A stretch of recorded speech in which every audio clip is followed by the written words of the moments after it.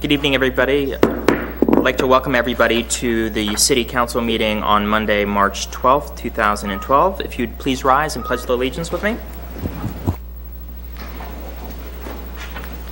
I pledge allegiance to the flag of the United States of America and to the republic for which it stands, one nation, under God, indivisible, with liberty and justice for all.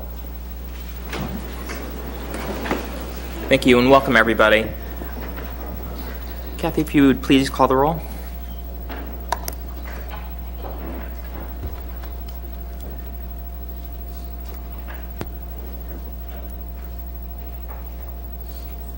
Here. Miss Barry is here, I'm sorry. Miss Gardner. Here. Mr. Kalin. Here. Mr. Pepe. Here. Mr. Snyder. Here. Mr. Webb. Here. Mayor Baruch. Here. Thank you, Council. We don't have any validations of special meeting notices. If I can get a motion to adopt the meeting agenda, please. Mr. Mayor, oops, go ahead. It's Mr. Kalin on the first. If I can get a second. Second. All in favor? Aye. Any opposed?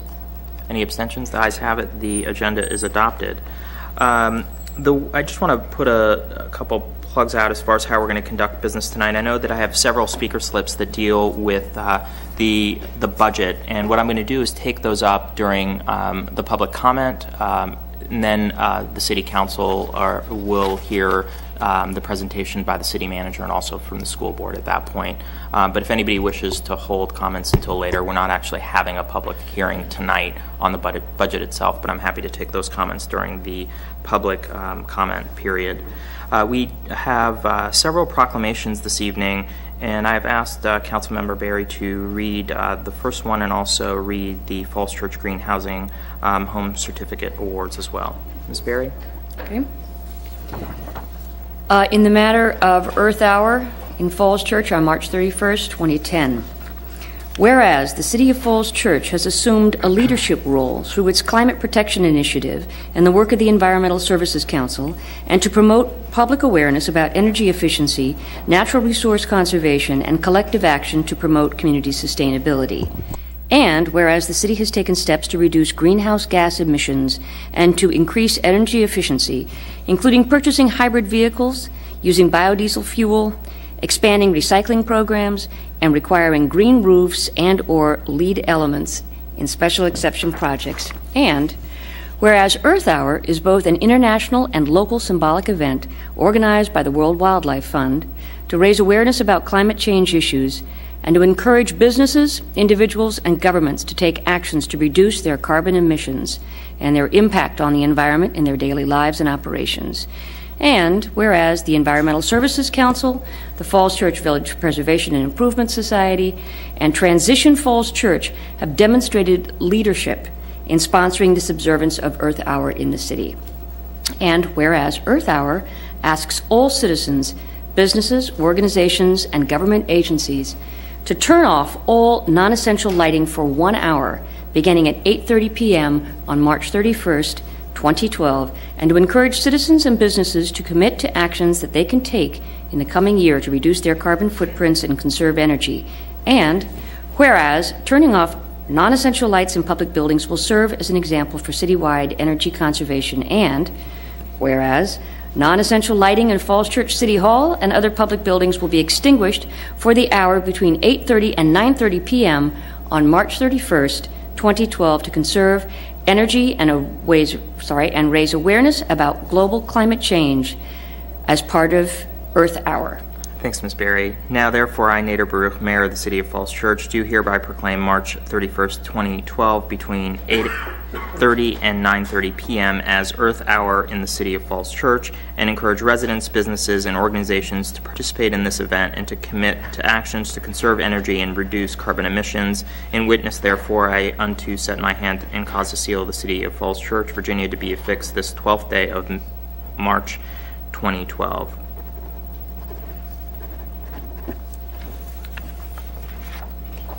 Why do we have somebody receiving?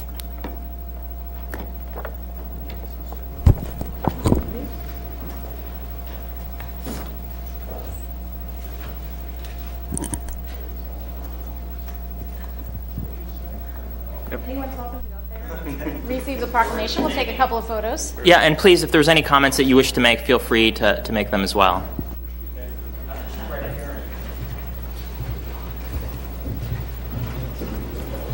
Thank you all. Hey, Peter. You're a regular at these things. Can't stay away. You're welcome to, if you need to step up to a bit better. All right, get in a little bit closer. Thank you.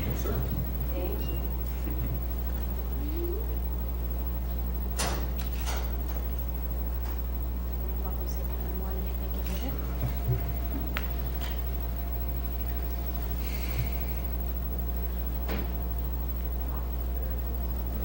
Thank you. Thank you very much.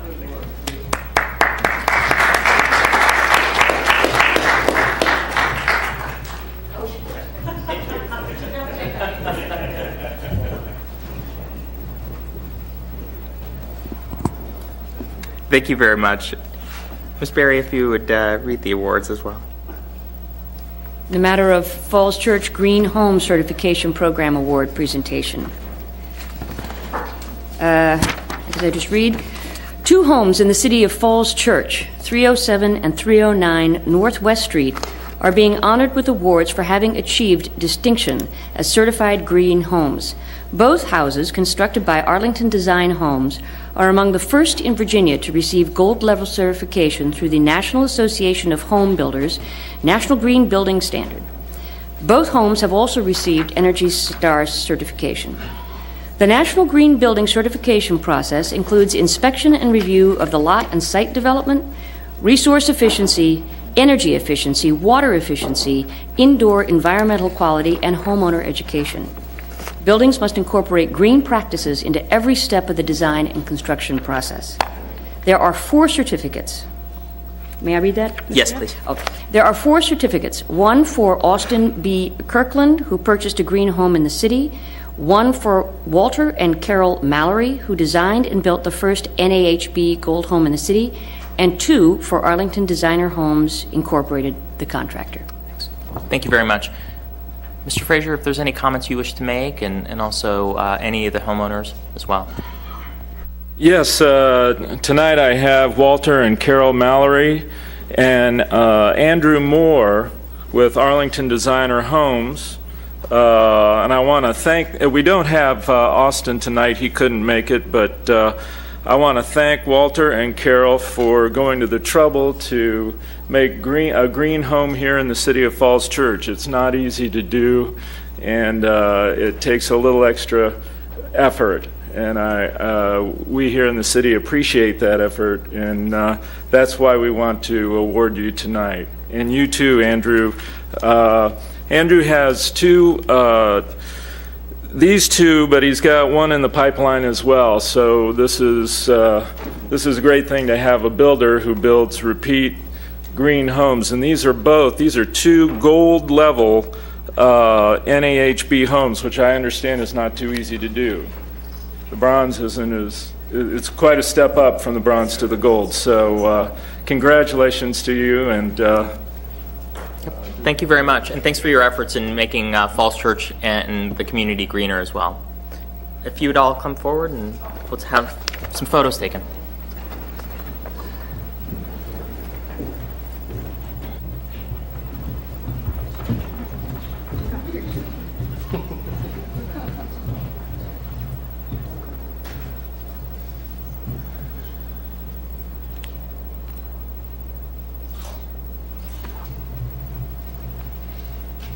Thank you very much. Good job.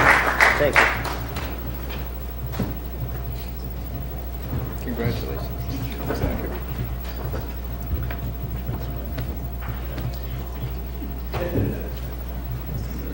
And we have, I believe, 2 certificates of appreciation. I'm going to read those.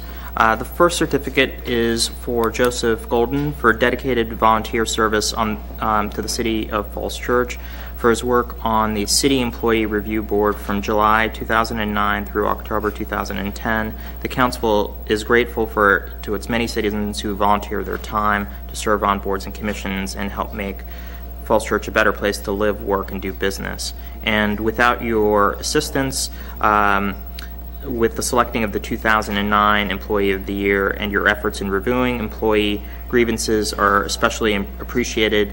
By the dedicated efforts, you have contributed significantly to the future of the City of Falls Church. Is Mr. Golden here this evening?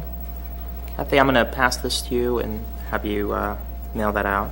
The second certificate is to Elizabeth Bass for dedicated volunteer service to the City of Falls Church in the work dealing with the Human Services Advisory Council from September 2009 through February 2012. The council is grateful to its many citizens who volunteer their time to serve on boards and commissions and to make Falls Church a better place to live, work, and do business. Your work in thoughtful administrating the Community Service Fund is especially appreciated. By your dedicated efforts, you have contributed significantly to the future success of the City of Falls Church. Is Ms. Bass here this evening? Kathy, if you can also mail that one out as well. We are on to oath of office to new board and commission members, and I believe that we might have Karen Sharp here who's being sworn in. Okay. All right. Well, if he comes back in, then we'll move around the agenda.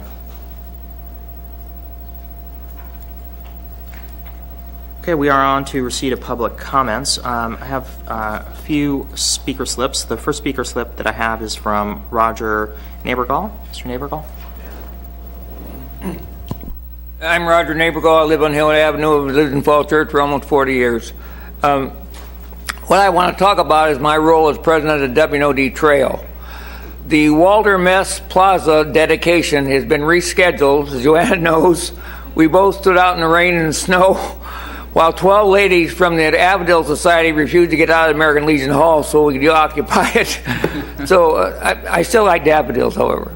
Anyway, on March the 25th at 3 o'clock, the Walter Mess Plaza will be dedicated. But first of all, I want to dispel the idea that nothing in Falls Church is free. I'm going to give each of you a T-shirt, a W&OD Trail T-shirt. But it's not free? No.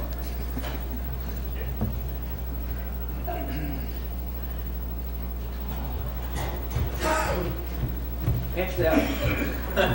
Roger's just going to guess at our sizes. XL.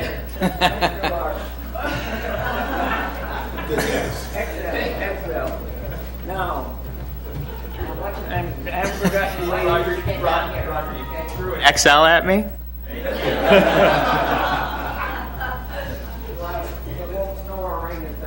thanks. Thank you. Now, everyone have one? Everybody but you. Okay. Roger, thanks very much for your efforts. Is if you would mind standing up, get together, and turn the T-shirt around so we can see the back of it. Look at the back. Oh, it's great. The back. That's the part that's nice. Okay. If you would take pictures, please. Hello. They're all different. No, here. Trade.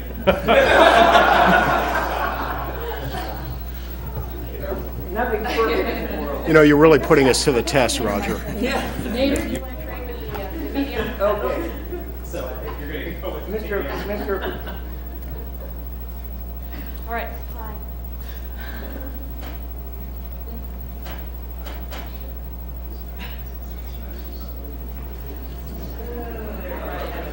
Got it. Okay. Nice shirt. Thank you. Roger, thank you very much for your efforts, and look forward to seeing you on the 25th. So everyone understands, we have rescheduled the dedication of the Walter Mess Plaza to March the 25th at 3 o'clock in the afternoon. You all have a program You'll notice that the Falls Church concert band is going to start playing at 3 o'clock. At 3:15, we will start with Post the Other Colors, have the national anthem, and the welcome by the Falls Church Mayor. Nader has said he'll be there. Then Congressman Jim Moran is going to be there. And although he has trouble with short remarks where he's only have 2 or 3 minutes, Brian Knapp, who's the new chairman of the Northern Virginia Regional Park, will be there. And then comes the big thing. Walter Mess is going to break a bottle of champagne on the rock. The rock that's already there, which dedicates it to it, and so on and so forth. And hopefully, Mr. Newspaper Man, he doesn't hear. He's hard at work. Yeah, he's in. In any event, it's going to be a fun time. Then the 4K or the 5K race starts right afterwards. There'll be a couple hundred people there, and I hope all of you join us. Thank you very much. Thank you very much for making this event happen. So I look forward to being there, and I'm sure my other council members do as well. Thank you. The next speaker slip that I have is from Jason Wittstrom.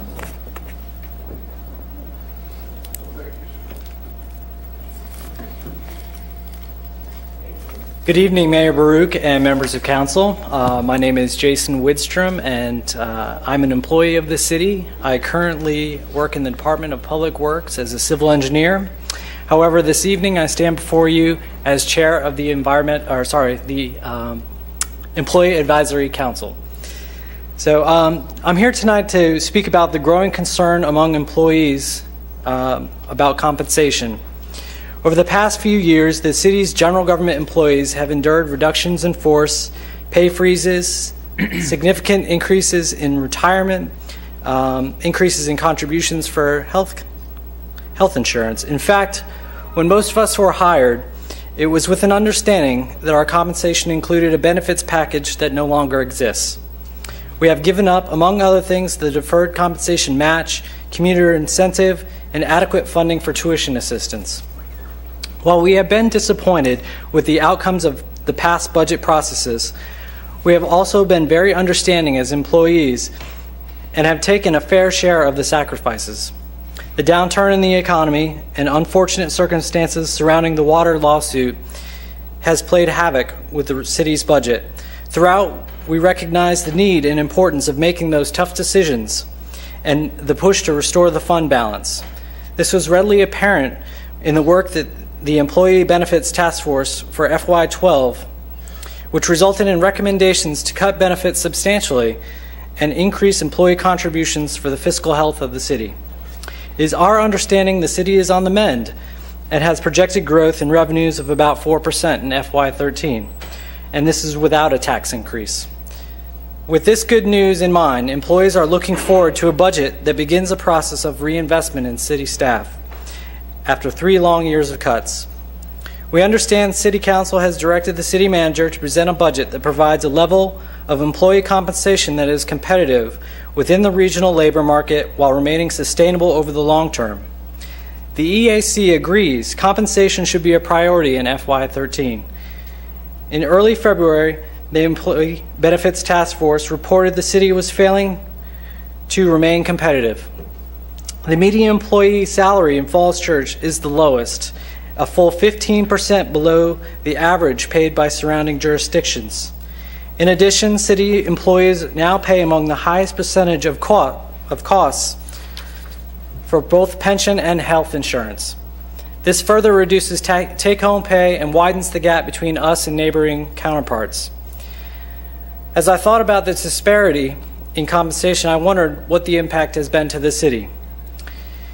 Employee turnover is an important metric to track because it has a significant cost implication and affects overall organizational performance.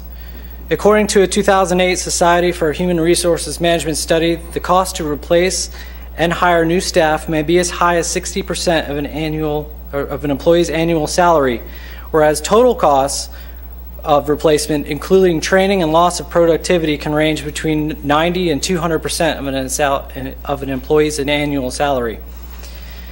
In a little over 3.5 years, the city has seen over 40% of turnover. That equates to 104 employees that have either resigned or retired since FY09. That's 40% in a tough economic climate where even talented individuals have a difficult time finding work. Our average annual turnover rate, which is 11.5, is above the single-digit rates expected for local government. I can't speak to the reasons why employees have recently left. However, the aforementioned report states employees voluntarily leave organizations for a variety of reasons, including low satisfaction with their job, low satisfaction with their employer, limited promotion and growth opportunities, and better opportunities elsewhere. So in closing, as City Council works through the FY13 budget over the next month and a half, the EAC hopes you consider the issues I've discussed tonight when dealing with compensation. While it's still early in the budget process, the EAC would like you to know that they support, number one, an employee compensation package that is equitable across the organization. This includes the school employees. Number two, the Employee Benefits Task Force recommendation to increase employee compensation at a minimum of 3% over the FY12 funding level. And third, commissioning a detailed study on compensation in FY13 and the development of a compensation philosophy. Thank you. Very much, Mr. Wistrom. The next speaker slip that I have is from Susan Bechnow.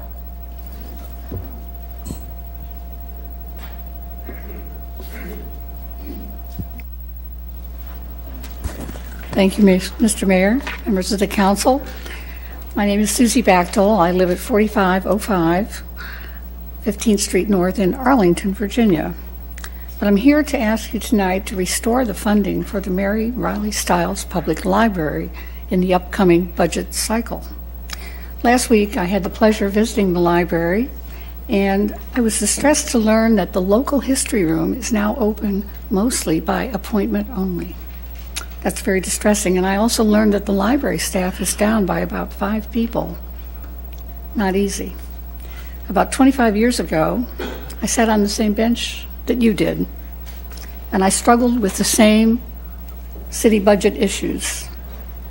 Uh-oh, here comes trouble. All right, I have to stop for a minute because I know this man. He knows me. Thank you, Nick. Anyway, I know what it's like to work with reduced budgets, and I know council works hard to ensure fairness.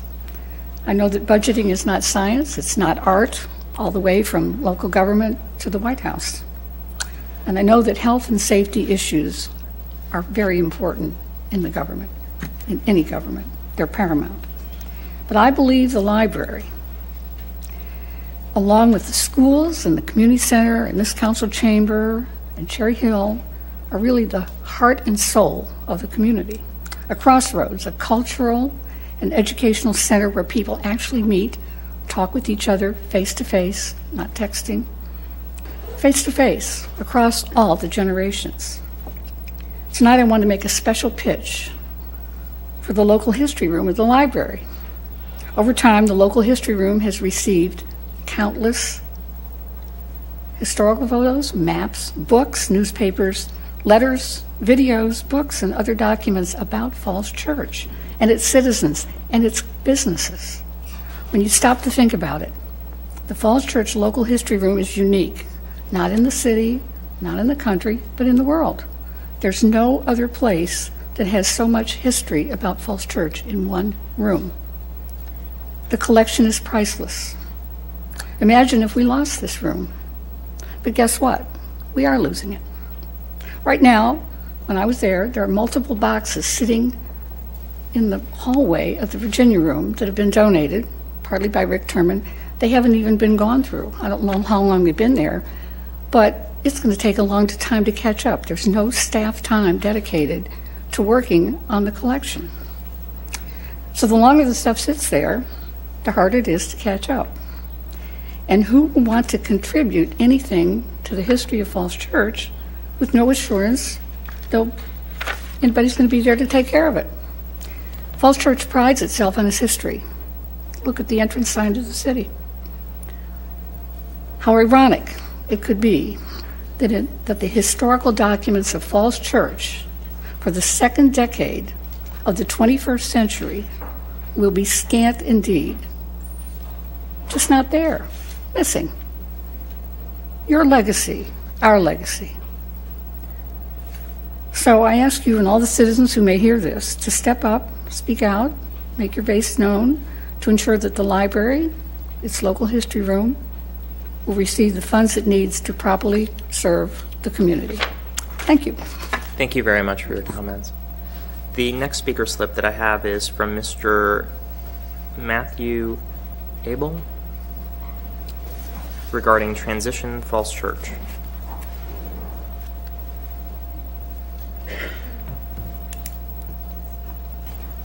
Hi. My name's Matt Abel. I live at 1001 Madison Lane, and today I'm coming to kind of introduce a movement that has started in Falls Church called Transition Falls Church. Mr. Webb and Mr. Snyder came out to a couple of our events. Thank you. And Mr. Benton was kind enough to put a couple articles in the Falls Church News Press about us. And I just want to introduce this idea to you as the council members to let you know that this is going on in Falls Church and is an active organization, a newly founded organization, but an active organization. Transition Falls Church is really a community response to the challenges of peak oil, climate change, and economic instability, as opposed to a individual response, screw in special light bulbs, drive a Prius, and hope the world will change, or a government response, or more of a national level government response, which is elected candidate, cross your fingers, hope the world will change. This is taking the Falls Church community into local hands and building resilience and sustainability in Falls Church.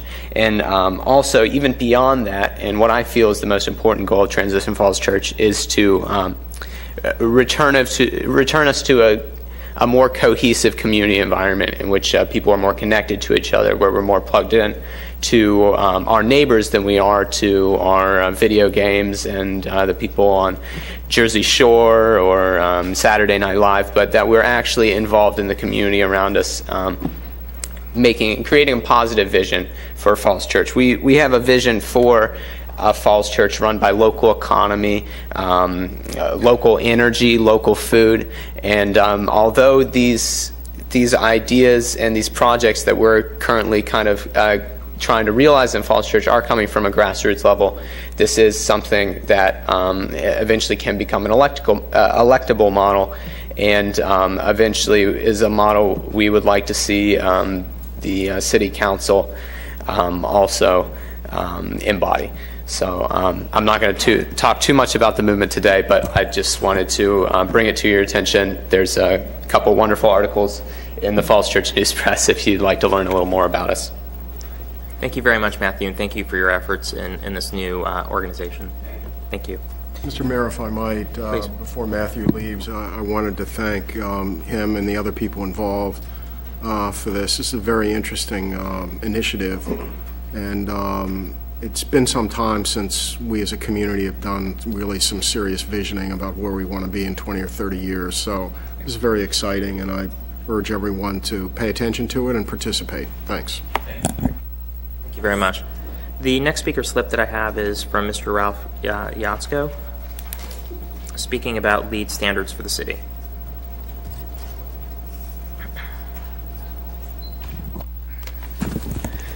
Thank you, Mayor Baruch. My name is Ralph Yatsko. I live at 307 James Street, and I'm the chair of the Climate Change Energy Efficiency Task Group. I'd like to speak about two things, LEED in just a second, but first I would like to thank you for the proclamation on Earth Hour. Just as a way of background for the people who aren't familiar with it, we first proposed that the participation of that with Earth Hour back in 2009 as a joint effort between the Climate Change Energy Efficiency Task Group and the George Mason Environmental Club. I do thank you again for signing that proclamation. It's a great way to raise awareness of environmental and energy issues here in the city. And I feel that LEAD is also is a nice segue to talk about that as far as environmental and issues and energy efficiency. I ask that Council consider adopting a LEED Silver standard for public and private buildings in the city.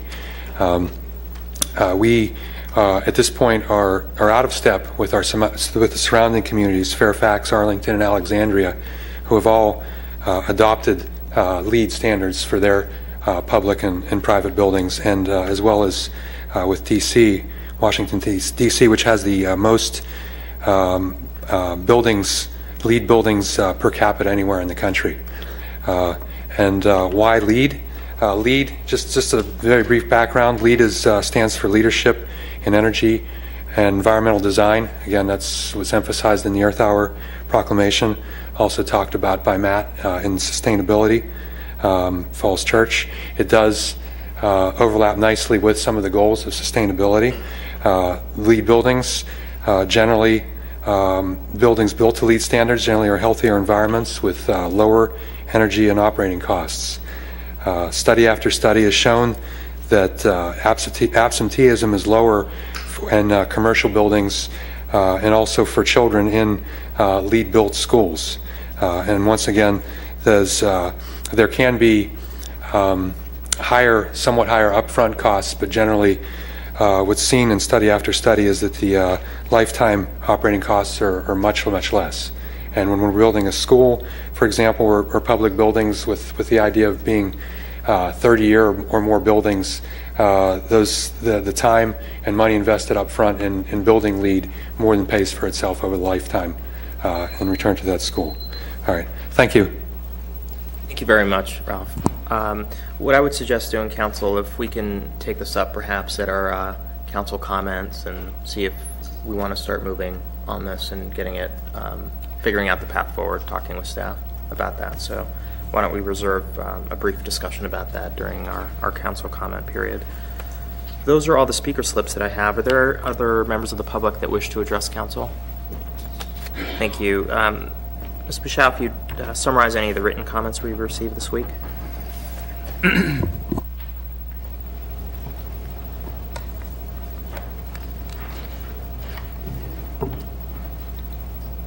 Council, you have before you a letter from Mike Atkins at 210 East Fairfax Street, number 212.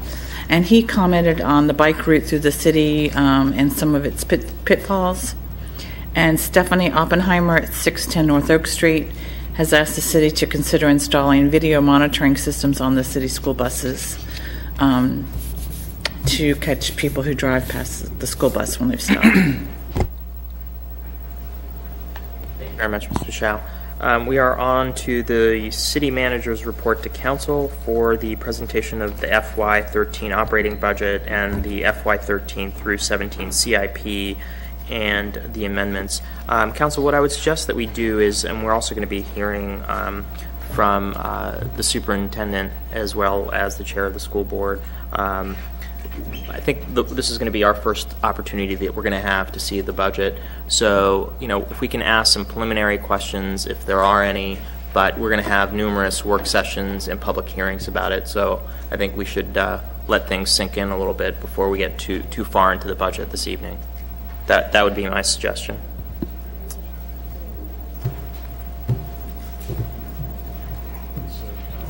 Mr. Shields, whenever you're ready. Thank you, Mayor Baruch. I'm going to queue up our computer and do the handouts of the PowerPoint presentation and the budget books.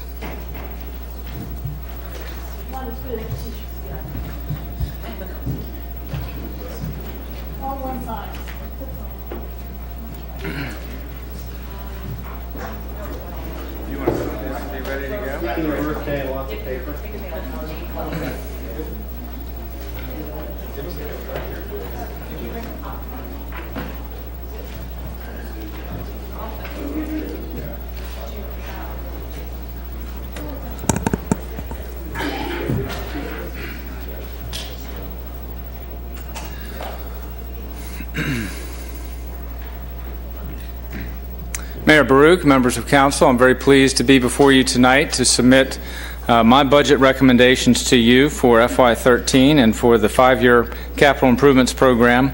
Before I start, I want to make just a few acknowledgments, and I'm going to start with a very excellent acknowledgement of work of city employee Jerry McDonald, who's built this new podium that the computer is resting on right now. This is, we've always sort of struggled with computers and notebooks and having too much stuff, particularly when you want to set up in advance of a presentation.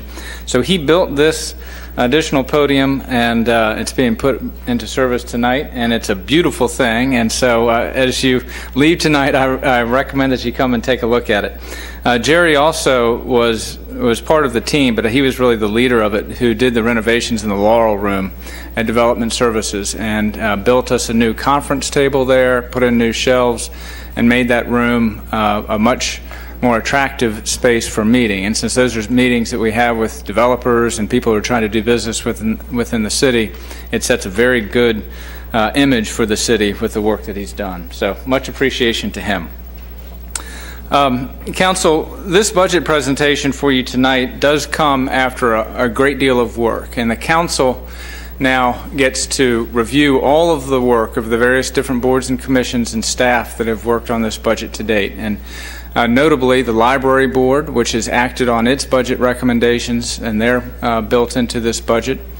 The Planning Commission, which has spent many hours with Cindy Mester and department directors with the city, and the school staff on the CIP, and the school board, of course, with their work to put forward its budget recommendations to the council. I would like to provide recognition for our department directors who've worked so hard on this budget, but I think more importantly than that, the department directors of this city have helped lead and help manage this city through a period of some of the greatest financial difficulties that the city has experienced through reductions in spending that are deeper than any other jurisdiction in Northern Virginia. And we've been able to do that by maintaining a very high level of service and maintaining high performance. And so my hat's off to our department directors throughout the city for this budget and for their work over the past several years. I always start the budget presentation with this slide. What our goal in budgeting is to, yes, go through the numbers and, yes, assign resources, but the reason we do that is to accomplish long-term objectives. And the council took time to set forth a vision of a desired future state for 20 years out. And in that vision, there's special attention for creating a special place in the city, for outstanding government and public outreach, for world-class schools, for sound finances, for diversity, for neighborhood preservation and community life, for environmental harmony, for successful development, and for innovation. And so as we're going through the budget, the council is the decider, and I think this is the test. Is this budget accomplishing this vision for the future? And is it doing it in a way that is cost-effective and with the right priorities? So here are the priorities that we'll go through with this budget presentation. We've organized them in this way. First, we'll review the council budget guidance that was adopted last November, and we'll just go through a checklist and see how this budget complies with that guidance and with adopted policies. Successful development is a budget priority that you will see in terms of new initiatives that are funded. Outstanding government, and this gets to so many things in terms of providing funding for employee training, for information technology so we can better communicate and better serve the public, but it also relates to how we compensate our employees and whether we have a good foundation for performance. World-class schools, I'll be joined by the chair of the school board, Susan Carney, who will present the school board's adopted budget and its budget request of the City Council. And then I'll get the podium back and we'll talk about the CIP and talk about our investments in infrastructure. A quick review of the council budget guidance, some key points with it. The expenditure growth in this budget, the council said, needs to be matched to economic growth. There are no tax rate increases that are built into the budget that I'll present to you tonight. So the budget is built around a tax rate of $1.27 and no other increases in personal property tax rates. The council asked for a budget that has a focus on infrastructure. This budget provides $15.6 million in capital projects, $4.7 million of which are grant funded or state and federal funded, and $0.7 or $730,000 of which is PAYGO funded, which is an increase over prior years. Council direction was to comply with city policies on debt service limits and on fund balance. This budget does that. Employee compensation. The council guidance was provide employee compensation that is competitive and sustainable. And we'll talk about that through this budget process. What is built into this budget is a 3% increase over the 2009 base level of salaries. But we'll talk more about detail about how that ranks us up in the region. I believe that this will keep us lagging behind the region for reasons that we'll go through. Pensions. The City Council's guidance was fully fund the actuarially required contributions. This budget does that.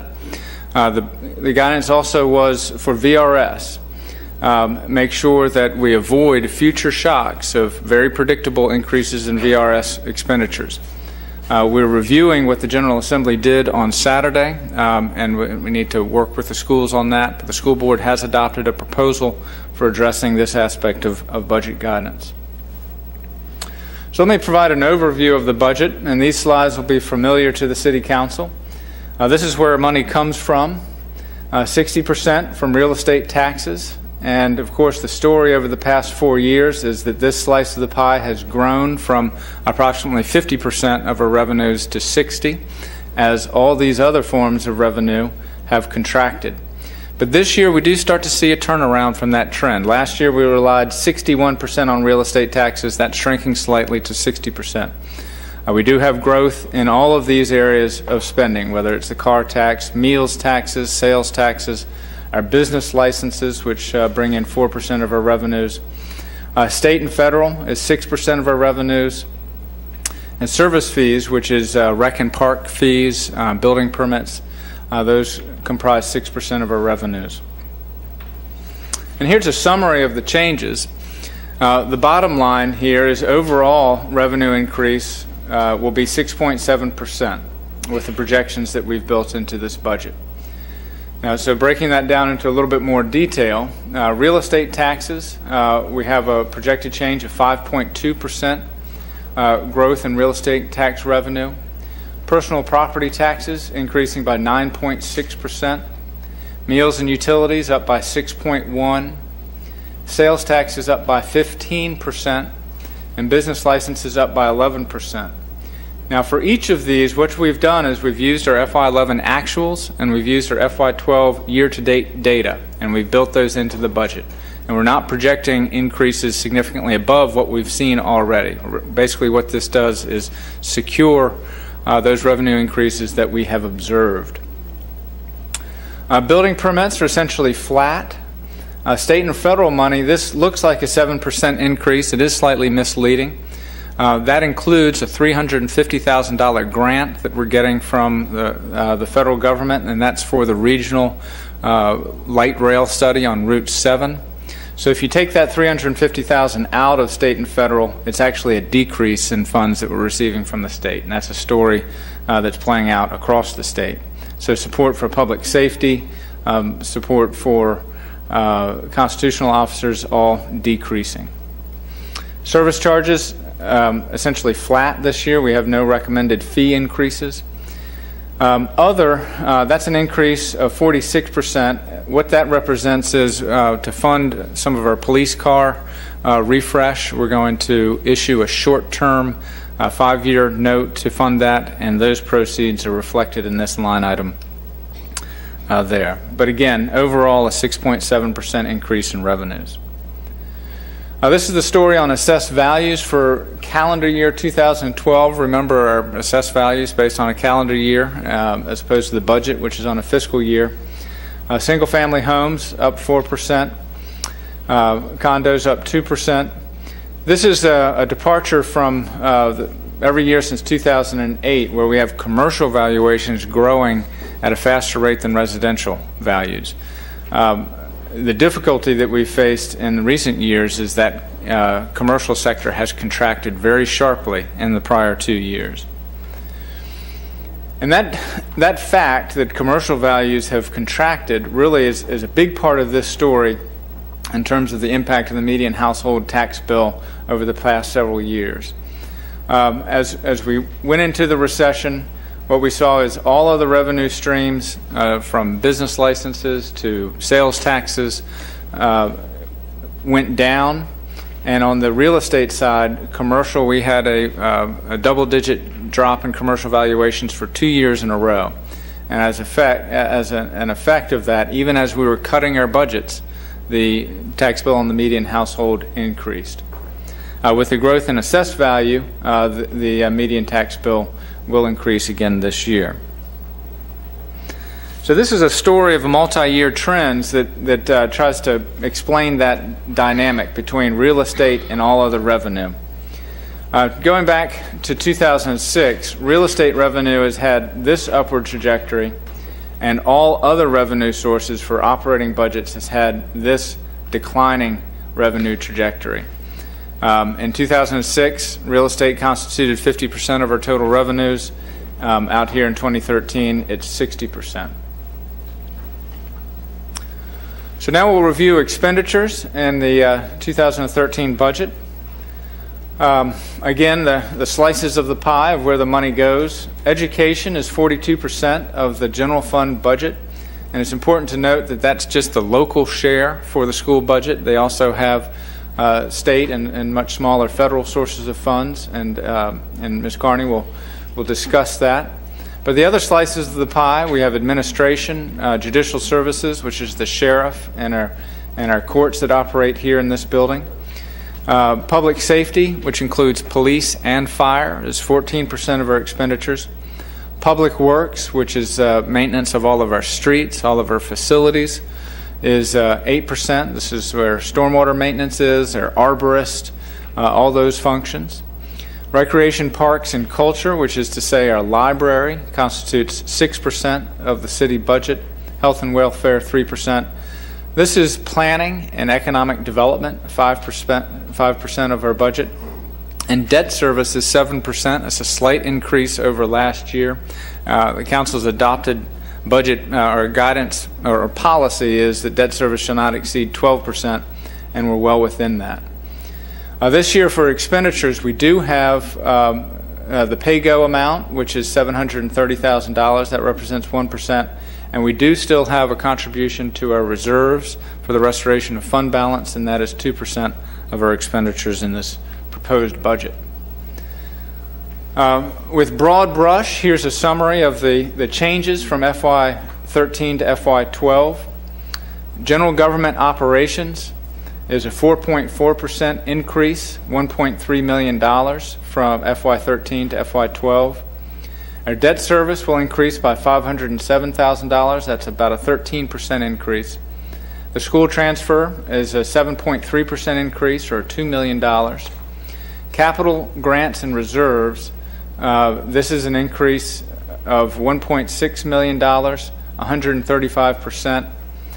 Fund balance restoration is decreasing from the $2.3 million that was appropriated for fund balance restoration in FY12 down to $1.1 in FY13. Total growth of 6.7%, which matches our revenues.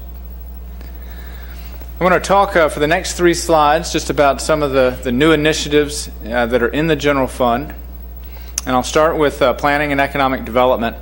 This budget funds 2 new positions in development services to provide increased capacity for our work to complete the area plans for economic development areas in the city, opportunity areas in the city, and also to complete our comprehensive plan update.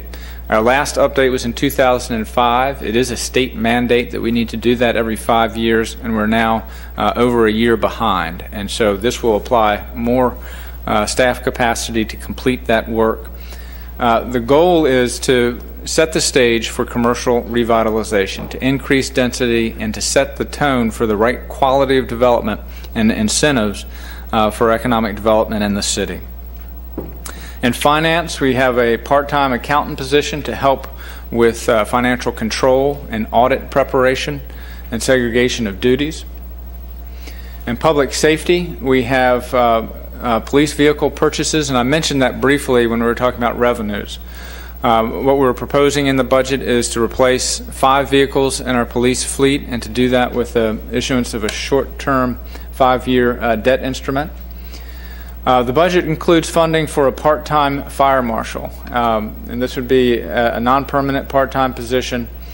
But as we've worked with the fire marshal in this position and seeing the workload for doing fire safety inspections in our commercial sector, as well as leading the whole organization for emergency preparedness, we believe that additional resources are appropriate. A significant part of the cost of this should be offset over time by fees from commercial fire inspections. In Recreation and Parks, one initiative is to purchase a new van. For those of you all who know the old blue van, it's a 1994 vintage. We do need to replace that and provide a safe and efficient vehicle to transport children from camps into the various activities that we have. In the library, the budget restores funding for some of the top priority areas of the library board, namely collections, restoring funding for the purchase of books and electronic resources, but also funding for basic maintenance in the building and a replacement of the furniture, which is 20 plus years old and has been beaten up. In Public Works, our facilities are understaffed and we're behind on maintenance. The budget proposes a facilities manager position to greatly increase our capacity for project management, contract management, and for planning for our facilities, for the 11 buildings that we maintain.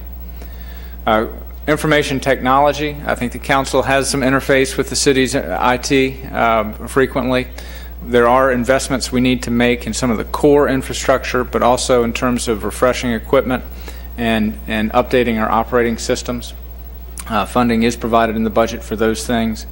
And for employee training, professional development, for IT skill development, for safety training in our public works areas, project management skills, that type of program we're proposing to fund in this budget. This is funding that used to be in the budget prior to 2006 and was reduced or cut altogether since then.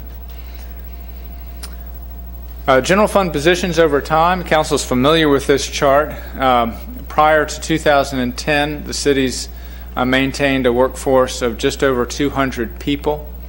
And then as we went through the recession, we've reduced that very markedly, with a 14% increase in our full-time equivalent positions in the current FY12 budget. With the initiatives that I've just mentioned, offset by some reductions elsewhere, we have a net gain of 3 FTEs in the budget for 182 in FY13. And here's the story on compensation with respect to overall organizational cost with these reductions that I've just shown on the prior slide. What this chart shows is a couple of the key lines in compensation. This blue is healthcare costs, which have been relatively flat because we've managed healthcare costs by increasing deductibles and increasing contribution levels. Retirement costs have increased. Granted, it's on the scale of overall compensation, so you can't see it very closely, but we've managed to mitigate those costs by moving to employee contributions for pensions as well. But overall compensation, this is the salary line. This represents about a $1.8 million decrease from FY 2009 down to FY 2012, and that's the reduction in positions that I described on the prior slide. And then with overall compensation we have a slight upward tick in FY13 with the new positions and with the compensation package that's built into the budget. Here's a couple of key aspects of compensation. One, we're very fortunate this year. For the first time in many years, we have no increase in health care premiums. That's good for employees, and that's good for the city. It is noteworthy that I think one of the reasons why there's no change in premiums this year is because we increased our deductibles dramatically last year, and that has an impact, I think, on how much access to health care employees have, which gets into our experience rating, and hence no change in premiums for FY12. With respect to city pensions, the budget fully funds the actuarially required contribution. That does represent a 10% increase relative to FY12, and that's a much smaller rate of increase than what you're seeing in other parts of the state, and notably within VRS, because the City Council has always fully funded the actuarially required contribution, and therefore we've been able to smooth that out and keep those costs lower than they otherwise would be. With respect to salaries, it is our analysis that compensation lags behind the region. As I noted on the prior slide, our overall costs in our city budget have declined by $1.8 million, or 13%, from FY09 through FY12. And so these reductions have had a real impact on the bottom line of the city's finances. In FY 2003, what I've built into the salary lines in the city, in every departmental budget that you will get, is a 3% increase over the FY 2009 base. Pursuant to the motion that was made when Council adopted its budget guidance, the budget that was approved by the City Council is not factored into that base. And so the 3% is going off of basically the frozen salary since 2009. With the bonus going away, however, what that means is that salary, or what take-home pay employees will experience FY12 to FY13, is effectively flat. Now, that's also in the context that over the last 2 years, we've stepped up our contributions 5% for the basic plan and 7% for the police plan. And I think it's notable that with the General Assembly's action on Saturday, the General Assembly is not our lodestar to guide our actions on many things, but I think it is noteworthy that in their action they put in a mandate that if there was an increase in contribution levels to pensions, there would be a similar compensation increase to offset that. And so that's the marketplace in local government for the hundreds of thousands of employees that are in VRS. We did things in the city differently. We stepped up to these higher contribution levels. Employees were in favor of that. They wanted to support the pension plan and were recognizing the financial difficulties of the city. There was a bonus, a one-time bonus to partially offset that, but that then goes away in the FY13 budget. So graphically, if we just focus on salary, which simplifies the picture, and for all the reasons I've just noted, the actual picture is far more complex than this. But if you just focus on salary, on a comparability scale for the City of Falls Church relative to the surrounding jurisdictions, we see some differences. What the color coding is for each year shows what the rate of increase was. These are percentage increases in employee compensation year in for each year over year. So in FY 2010, every locality in the region froze employee pay. So they're all at zero.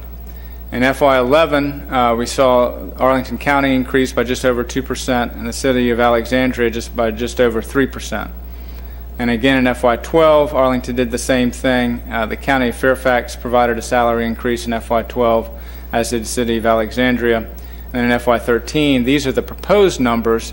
This is what's in the city manager's proposal in Alexandria, and in the county executive's proposal in Fairfax, and in the county manager's proposal in Arlington.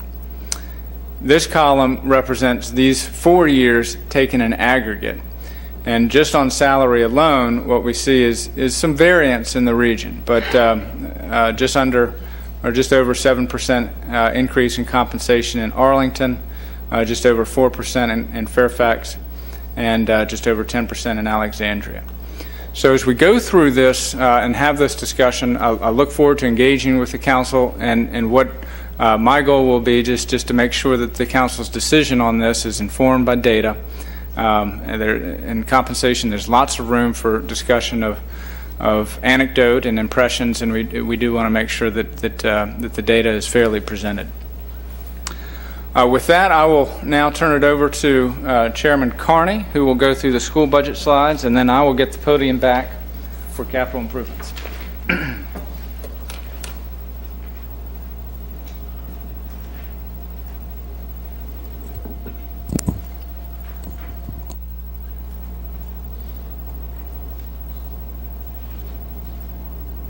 I believe that is keyed.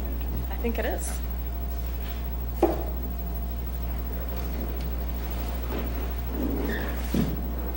Thank you, Mr. Shields. Mayor Baruch and members of City Council. It's my pleasure to be here tonight to give you the top line on the school board's budget deliberations and present to you the budget recommendation that we adopted last Tuesday night, March 6th, at our regular school board meeting. The first thing I want to tell you is that this budget was built based on the pillars of the strategy for the School Board for Excellence. We call them the 5 pillars of excellence, and they're listed for you here. First, a very traditional one to Falls Church. We believe in small schools. We believe in small classes within those small schools.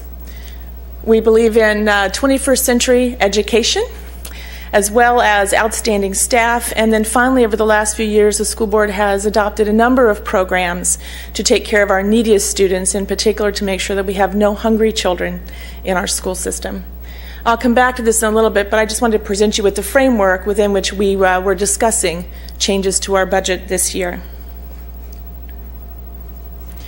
So first, kind of the bottom line with some data for you. The total budget recommendation this year is almost $38 million, a little bit south of that. And the city transfer amount, as you saw Mr. Shields indicate in his presentation, is just shy of $30 million. This is an increase of about 7.3% over last year. Our calculus was that this was 43.3% of the city budget. Mr. Shields presented 42. We're getting closer, but we still aren't really precise at getting our numbers together between the city and the schools. But that's the bottom line. This is a trend chart showing the city transfer to the schools as a percentage of city budget over the last several years. You'll notice that we kind of hummed along at 45, 46% for a while, got as high as 50 in fiscal year 09. But for the last few years, you can see a dramatic drop as we've tried to present a responsible budget that works for us on a short-term basis within the city's financial condition. We'd like to see those percentages of the operating budget start to creep back up again in the future. So I'll give you that warning. Next, we're going to focus on the operating budget alone without the food service budget and the community service budget. And you'll see some bottom line statistics here. The important one we've outlined in red, which is we had a significant drop in federal funding this year. This represents the end of stimulus funds. For us, we're actually fairly lucky here in the city in that the school board did not use those stimulus funds for any kind of ongoing operational kinds of expenses as other school divisions had to do. So this isn't affecting us as negatively as it could have and has had with other school divisions. The sources of revenue you'll see here on this trend chart. The good news is that this year, with both state monies and the city transfer, we're getting back just about even to where we were in fiscal year 09. So we feel like we've kind of hit the bottom of that bump, hopefully, and we're back on track. The challenge is that since 09, we've had a lot of increase in students. This year we had the greatest increase in 30 years, which was about 4.5%. I'm sorry, I'm not sure why this is building so slowly. And so while funding levels are back up to what we had experienced in 2009, we have almost 300 students more today in our schools than we had at that time. So what does that translate into? That translates into a lot less per spending for students. And you can see the trend here.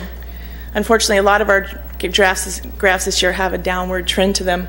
And this is another one. And one of the interesting things about this is that because over time there is the effect of inflation as well as increased compensation for our staff, what's really being squeezed out, as you see these bar charts march downward, downward, downward, downward, is materials, technology, new programs, new opportunities for our kids. All that gets squeezed out. And we're certainly seeing that in our school system as our expenditure per student goes down over the years. So back to the 5 pillars of excellence. What I want to do is highlight for you some of the key changes to our budget this year. First, in terms of small schools, most of this is reflected in the CIP budget, which we'll have a chance to talk with you about in detail at a later work session. But with our CIP request, the school board is signaling a few things, and most importantly, that we think small schools are best for our kids. So we are asking for funds to take the Cherry Street property for our pre-K programs. We are asking for funds to complete the renovation at TJ, which we see continuing as a school for 2nd, 3rd, 4th, and 5th graders. And then also for funds to renovate Mount Daniel to bring it up to code, as well as to add some classrooms there to accommodate our growth. There had been talk among school board members over the past few years in the community about the opportunity perhaps to have a mega elementary school at the TJ campus. The school board has made a decision not to pursue that strategy, but rather to keep our small schools for our kids. The second is small classes. As we have seen flat spending over the last few years, an increase in students, class sizes have increased, particularly at the elementary levels. This budget includes 7 additional teachers, the majority of which are at the elementary level. There are 2 additional teacher hires for special education at the high school, where the caseloads are quite large, and we need to decrease those. In terms of 21st century teaching and learning, there are funds in this budget to support hybrid learning. Mr. Pepe may smile when he sees this. We've had a lot of conversations on our school board over the years about the more broad introduction of technology into the learning process at George Mason in particular, and that's what this is accommodating. In addition, we're moving forward with some funds for dual enrollment. Dual enrollment is where someone in our high school is taking a high school class which at the same time counts as a college class and is taught perhaps by someone like Northern Virginia Community College. And then finally, we're adding some funds for real-time assessment for students so that we can understand where they are on almost a real-time basis and adjust our teaching styles to help them improve. In terms of outstanding staff, our budget includes a full step increase, which is approximately 3% for our staff. Part of that is negated by the General Assembly's requirement that we have our staff begin to pay part of their retirement. We'll be phasing that in 1% this year, so that really is a net of about 2% increase for staff. Just for City Council's recollection, a few years ago we did have an opportunity to have staff who were just new into VRS begin to contribute to their own retirement. The school board in Falls Church did agree to do that, one of only 3 school boards out of 120 in the state that took advantage of that, and the only one in Northern Virginia.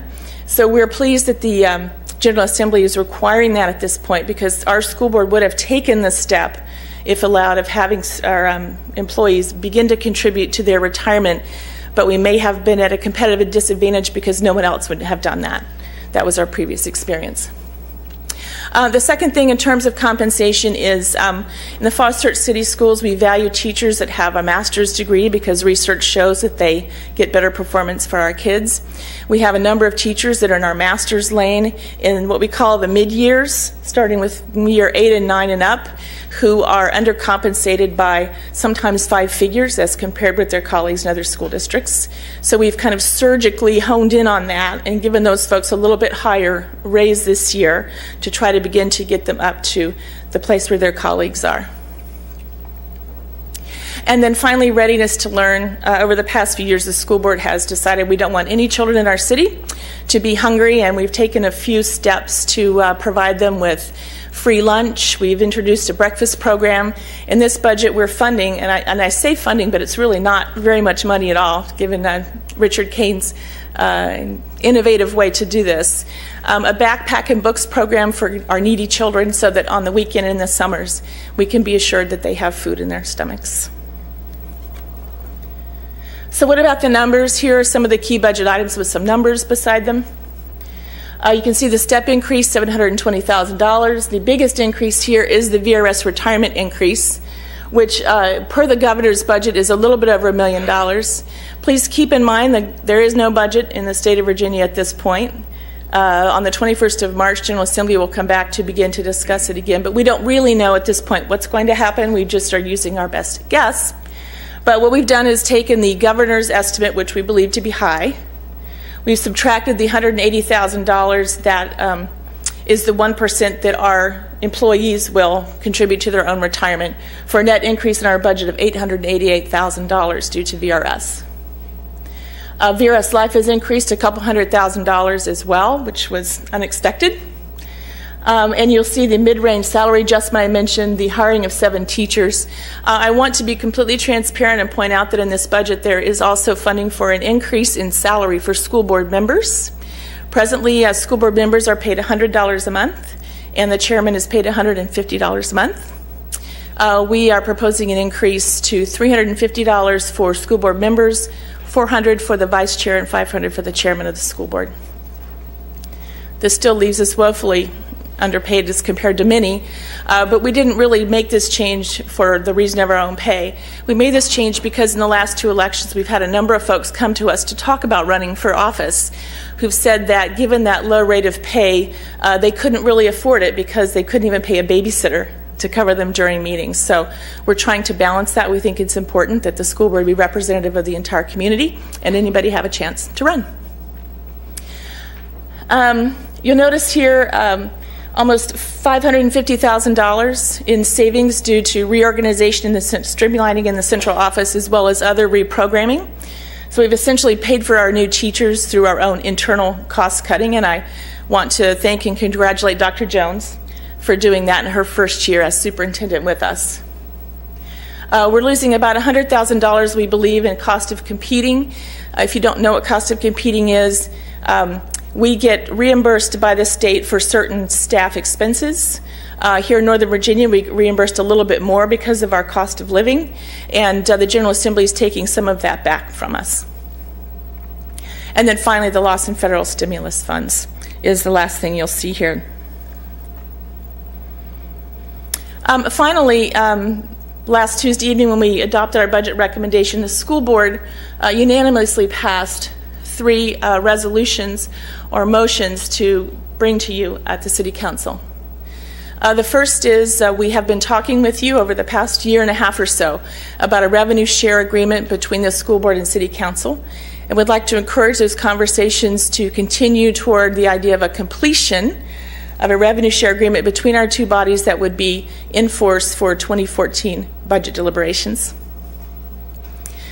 Second, we'd like to ask that when the budget is passed in Virginia, if for some reason we're not required to put aside as much money as we have there for VRS for our staff, that the gap there would be put aside in an earmarked account by the city for future VRS needs. And then finally, if revenue projections this year exceed what we have assumed in building our budget, we'd like for City Council to work with the school board in a good faith effort to give us a share of those excess revenues that may come up.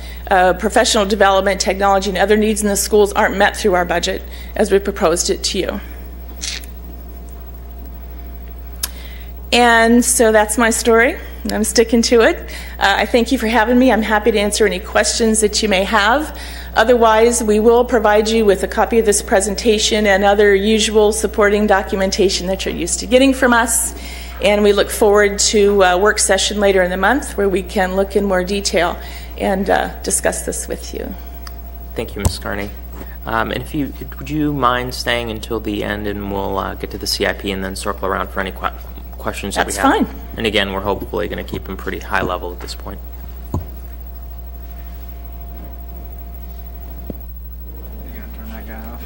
All right.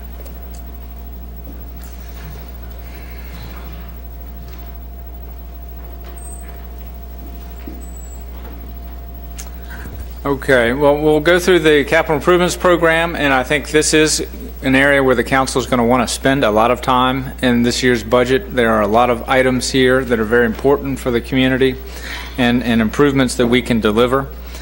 A couple of the overarching themes. One is investment in infrastructure. That was part of council budget guidance, but we have deferred a lot of investments in our infrastructure in the past 3 to 4 years, and we are trying to make that up with appropriate investments. And in order to do that, we also need a restoration of the financial foundations of the city. We've taken big steps in that direction.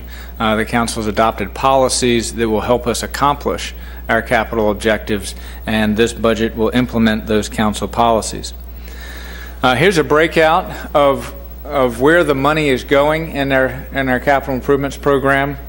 The large shares are for school facilities at 27%. This is over the full 5-year planning period for the CIP.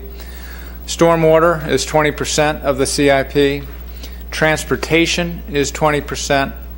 Implementation of the Parks and Recs master plans is 3%. IT, 2%.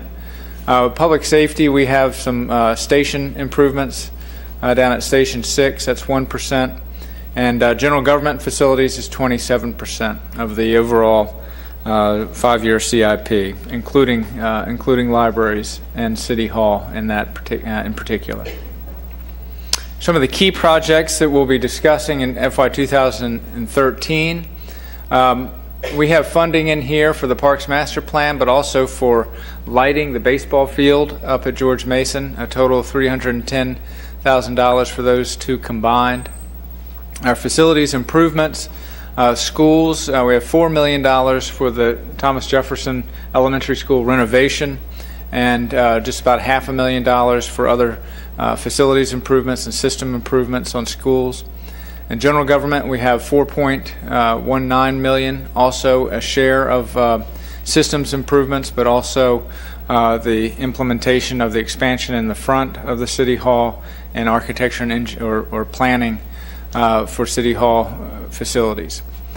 Stormwater, we have $1.3 million in FY 2013, and that's going to be driven by the priority items that have been identified in the watershed plan that the council adopted 2 weeks ago. But they're also driven by EPA regulations that we are being promulgated right now for non-point source pollution. Transportation, this is a real positive story in our CIP. We have $4.67 million for pedestrian plan implementation, and this is mostly state and federally funded with a local match, and a large share of that $700,000 pay-as-you-go money is to match federal and state grants that we've received. So this is a breakout of sort of the big areas and the dollar amounts associated with them in the CIP for 2013.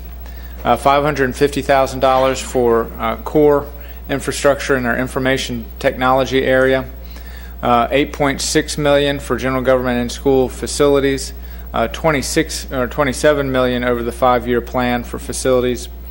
For the environment, and this is stormwater principally, we have $1.4 million in 2013 and $10.2 in the 5-year plan. A great deal of this in the out years of the 5-year plan is we'll have a discussion about creating an enterprise fund for stormwater investment with a dedicated revenue stream, and that will be an important part of the feasibility of that aspect of the CIP. I've just mentioned transportation and recreation and parks with master plan implementation. A total of $15.6 million of investments in the 2013 budget and over $50 million over the 5-year plan. And here are our funding sources, grants and other funded $4.6 million. That's their transportation money principally. For 2013, we have debt issuances for our facilities projects and pay-as-you-go $730,000, most of which is matches for these grants. And again, just to mention this again, in the conditional or grant revenue funded, a big share of this in the 5-year plan is a dedicated revenue stream for stormwater improvements. Financial policy compliance, there's two big aspects of it that we'll talk about. One is fund balance.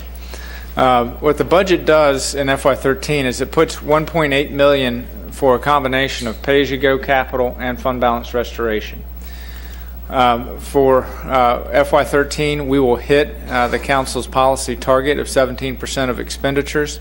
And then after FY13, our long-range plan has been to dedicate $1.3 million per year, which, if you'll think back, that refers back to the step down in debt service that we experienced between FY11 and FY12, to keep that dedicated towards capital, for pay-as-you-go capital, for funding our capital reserves pursuant to council policy, or for observing debt service as we take on these projects in the future. So here's what fund balance looks like over a multi-year period. These bars are our actual year-end fund balance.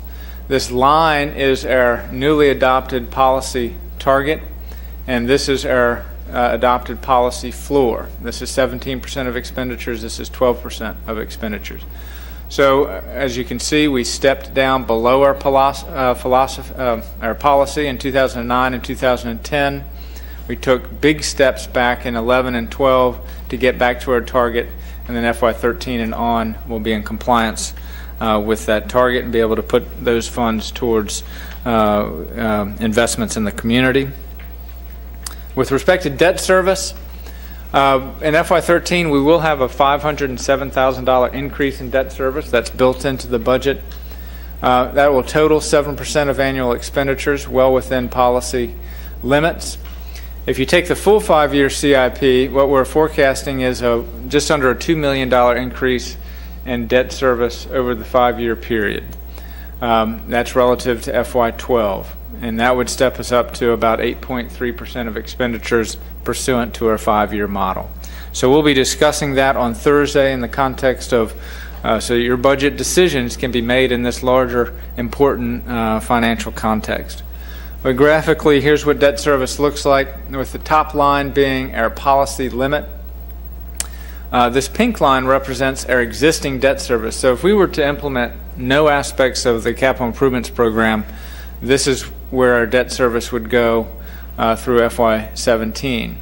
If we implement the CIP, we will take on new debt service, and this area between these two lines is the debt service for new projects that are in the CIP.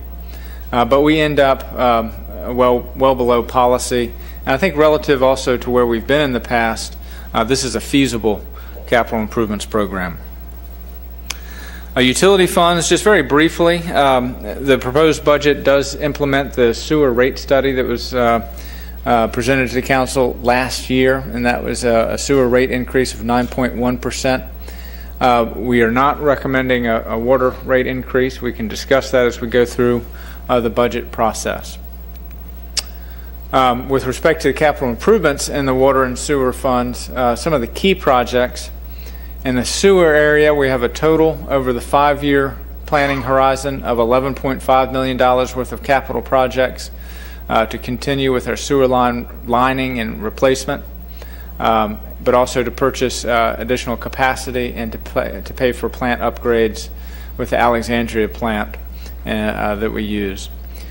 Our water 5-year capital improvements has $45.6 million of projects to improve system reliability and improve our ability to move water to where it's needed within our system. It also continues our annual water main replacement program of $2 million investment per year.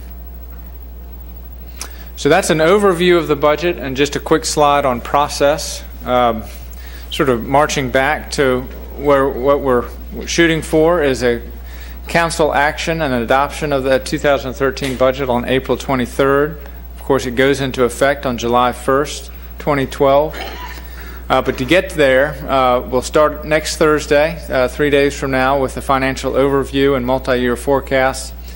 We'll do that joint with the school board. And then we'll go to our Monday and Thursday work session schedules, and I'll send out a draft schedule for the council in terms of when departments would be before council. As you go through that, we have 2 town hall meetings on Saturdays at 10 a.m. at the community center, and those are on March 17th and April 14th. And of course, we have 3 public hearings, the first one being 2 weeks from now on March 26th, and the last one being on the date of adoption on April 23rd. In terms of recommendations, I think for discussion purposes, the budget is built around a tax rate of $1.27. As an option for discussion tonight, we could advertise, as we traditionally do, a higher tax rate to give the council some flexibility.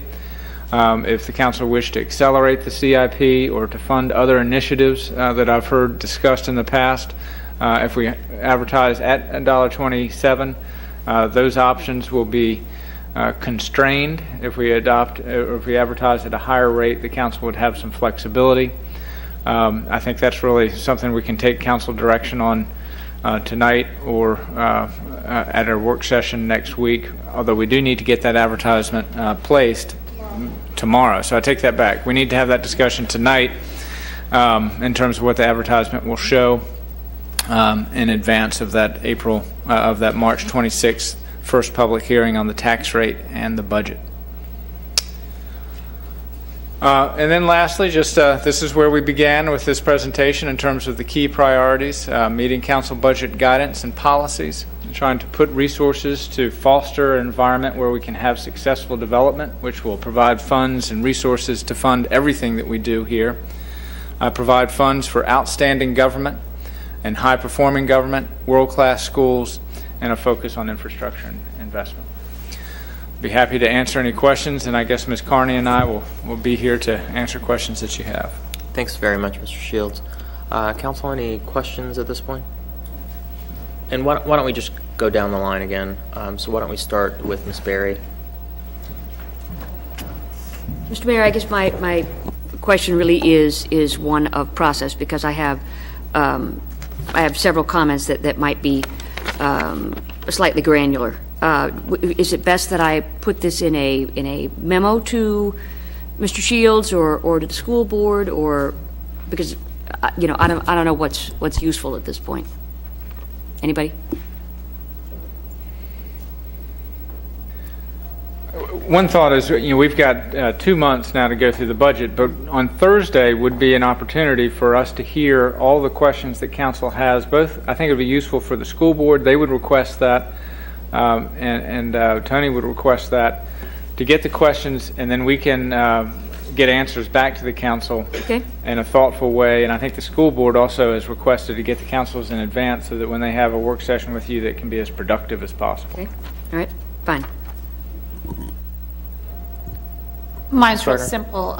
Can we get a copy of the slides that the school board presented? I don't know if they're out on Granicus or if there's someplace easy that we can get a copy of them. So that's all I needed. Ms. Gardner, you'll get a copy of the presentation as well as the usual backup documentation we send along to you about this time every year.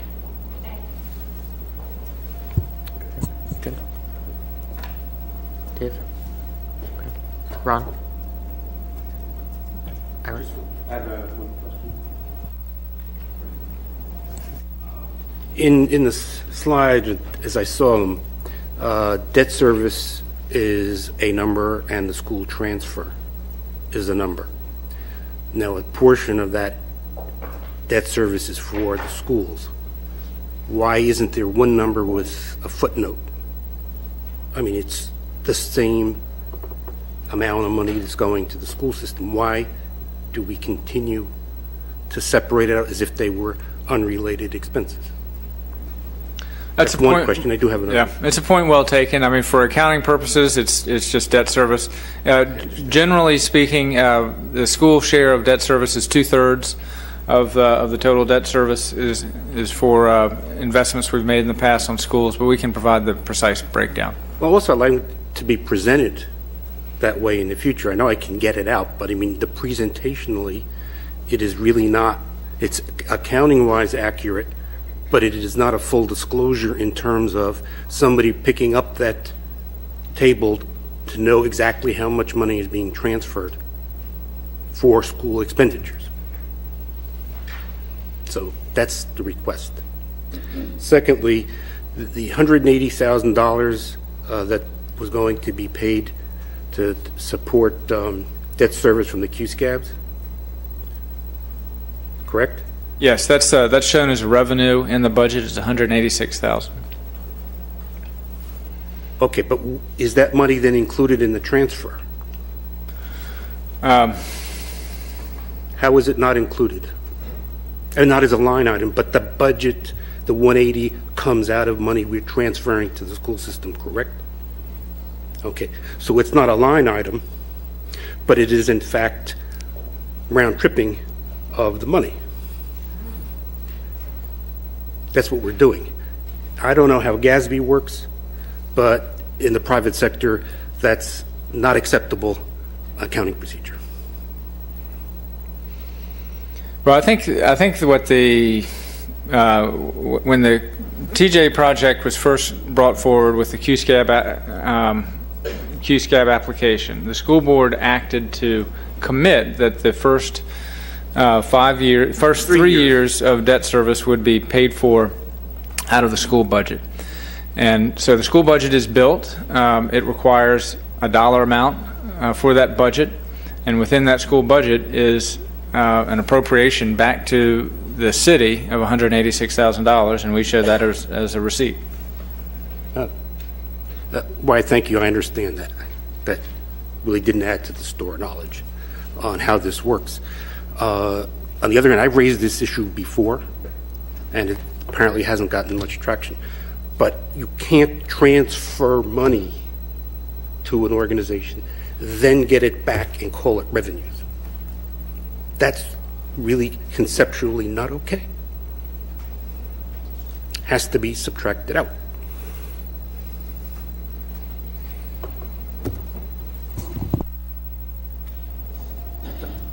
Why don't we get back on that question? What I would propose that we do, Mr. Kalin and Ms. Berry, as members of the Council's Finance Committee, if you can work with Richard LaCondra and Mr. Shields on that point and report back to Council on that in our work session. Probably the best way to handle that. Does that work, Ms. Berry, Mr. Kalin? Mr. Shields, does that work for staff? Okay, thank you. Anything else by Council members as far as questions go? Okay, great. Sounds like we need to have a discussion about what the advertised rate is going to be. I just want to make sure that that's actually correct, that we have to make that, not decision, but at least provide that guidance tonight. And I'd like to hear from the City Attorney and Mr. LaCondra on that point. Well, on the legal side, Mr. Mayor Baruch, we need to start running ads tomorrow, as I understand it, to meet the requirements of state law. As Mr. Shields correctly indicated, the 129 is permitted to establish essentially a ceiling. It does give the City Council flexibility. If the Council, in its discretion, decides to set it at 127, that flexibility would not be there. Mr. LaCondra? I concur with the City Attorney. Council, why don't we go ahead and open this up for discussion about our views on that, about whether we want to advertise, and again, this isn't committing Council one way or the other, but would provide flexibility. I don't know where Council is as a whole on this. I know that we provided the budget guidance of it, keeping the rate flat, which actually does mean for a majority of our homeowners a tax rate increase because of the valuation. So why don't we just go ahead and open it up and start from the other end this time and work our way down. Mr. Kalin? I hadn't realized I thought we were going to advertise it at 127. I didn't realize we were going to advertise it at 129. My preference would be to actually tie our hands, to make it 127. And if there are problems during the year, the area where these issues occur, either city side or school side, they resolve them as such. Mr. Pepe? Given that all we have are ballpark numbers and not enough information to do anything specifically, I would not be in favor of tying our hands over something we don't know unless there's some way to change it down the road, which I don't believe there is given the timing. You got to jump through an awful lot of hoops. So I would tend to go for the higher rate and strive towards getting it lower. Mr. Snyder? Thank you, Mr. Mayor. It seems to me there are a couple big unsettled issues here. The first is what the state's going to do ultimately, and their failure to act is just a failure to do what they're supposed to do. So that's a big area of open question for me. Another area is the stormwater issue, where we've had a lot of citizens come before us with requests that the city do much more than is apparently funded in this budget. A third area really relates to the question of with interest rates at historic lows, should we look at doing those things which we know we'll need to do in the future, but start doing them sooner rather than later? With those unknowns, and also not to necessarily endorse the city manager's budget at this point, strikes me that we need some flexibility. So I will probably support slightly increased tax rate than the 127 for those reasons, but not for other reasons. If I can just ask one clarifying question for the city manager and also for the city attorney and Mr. LaCondra as well. Are there other sources of revenue that we could increase? And we've done that in the past. I just want to make sure that we have a whole picture. Right now we're talking about the real estate. There are other potential taxes for revenues. Those would be personal property tax rates, the meals tax rate, and the business license tax rate. Just wanted to make sure council was aware of that. If we needed to provide flexibility, there's other ways of doing that as well. Mr. Webb. Thank you. I would attach myself with the comments of Mr. Pepe and Mr. Snyder. I'm not necessarily endorsing that we will go forward with a higher rate, but I think having the level of flexibility that this allows us, I'm willing to at least advertise, but have a adversity to raise the tax without looking at some other options of the potential of raising revenues at this point. Ms. Gardner. I'm going to recommend we stick to 127. Ms. Berry. I'm going to align myself with Robin's comments and Ira's comments. I think that we gave city manager counsel, and he has done as we have directed. I think there is room in the budget for some movement, for some austerity. I think the citizens have been subjected to enough tax hikes in the last two sessions that I think they are looking for council and the cities and the schools to work in an ingenious and cooperative way, which we may not have done in past. And so my fear in advertising a higher rate is that when push comes to shove, the path of least resistance is to hand the bill to the citizens, and I think we've done enough of that. So I'm aligning myself again with Robin and Ira on this one. Okay. I'm also, I see the need for flexibility, but as my comments earlier or my question provided, I think we can possibly have some flexibility, one, within the budget itself, and two, with other possible sources of revenue that can be generated versus, such as possible increases in meal taxes, BPOL, or actually shrinking areas of the budget and growing otherwise. And I think we were fairly clear in our budget guidance, and I think our estimates actually came in a bit higher. So I think when council first took up the budget guidance, we were looking even at more constraint than we are today, given a bit better revenue streams that we've seen. So with that, my view is that we may need to move around the numbers a little bit, but as far as the tax rate, I absolutely agree with Ms. Berry that over the last several years, as we've shown on some of the graphs today, I think the citizens of Falls Church and our property owners have taken great burdens, and we're likely to see their tax bills go up this year, even if we don't increase the tax rate itself. And I think we need to strive to hold to that. So I'm going to be in favor of holding at $1.27, looking for other sources of revenue potentially, and also working within the budget based on the guidance that we've provided. So, so that's where I'm at, and based on sort of my what I'm seeing where council is on this, that the direction would be to stay with $1.27 and look for other possible ways of dealing with any flexibility we need. So I think that's where the council's coming out. Okay. All right. Anything else that we need to take up on the budget? I'd just say, Mr. Mayor, I raised the points that I think are relevant. I think we're going to have to revisit some of this as we go along, but I certainly prefer the 127 over the 129, there's no question, but I do think there's some big, significant question marks, and so that's where we are. Thanks. Mr. Powell? To give Dave some comfort, the likelihood of the pensions going up is, from what the governor has requested, is 0.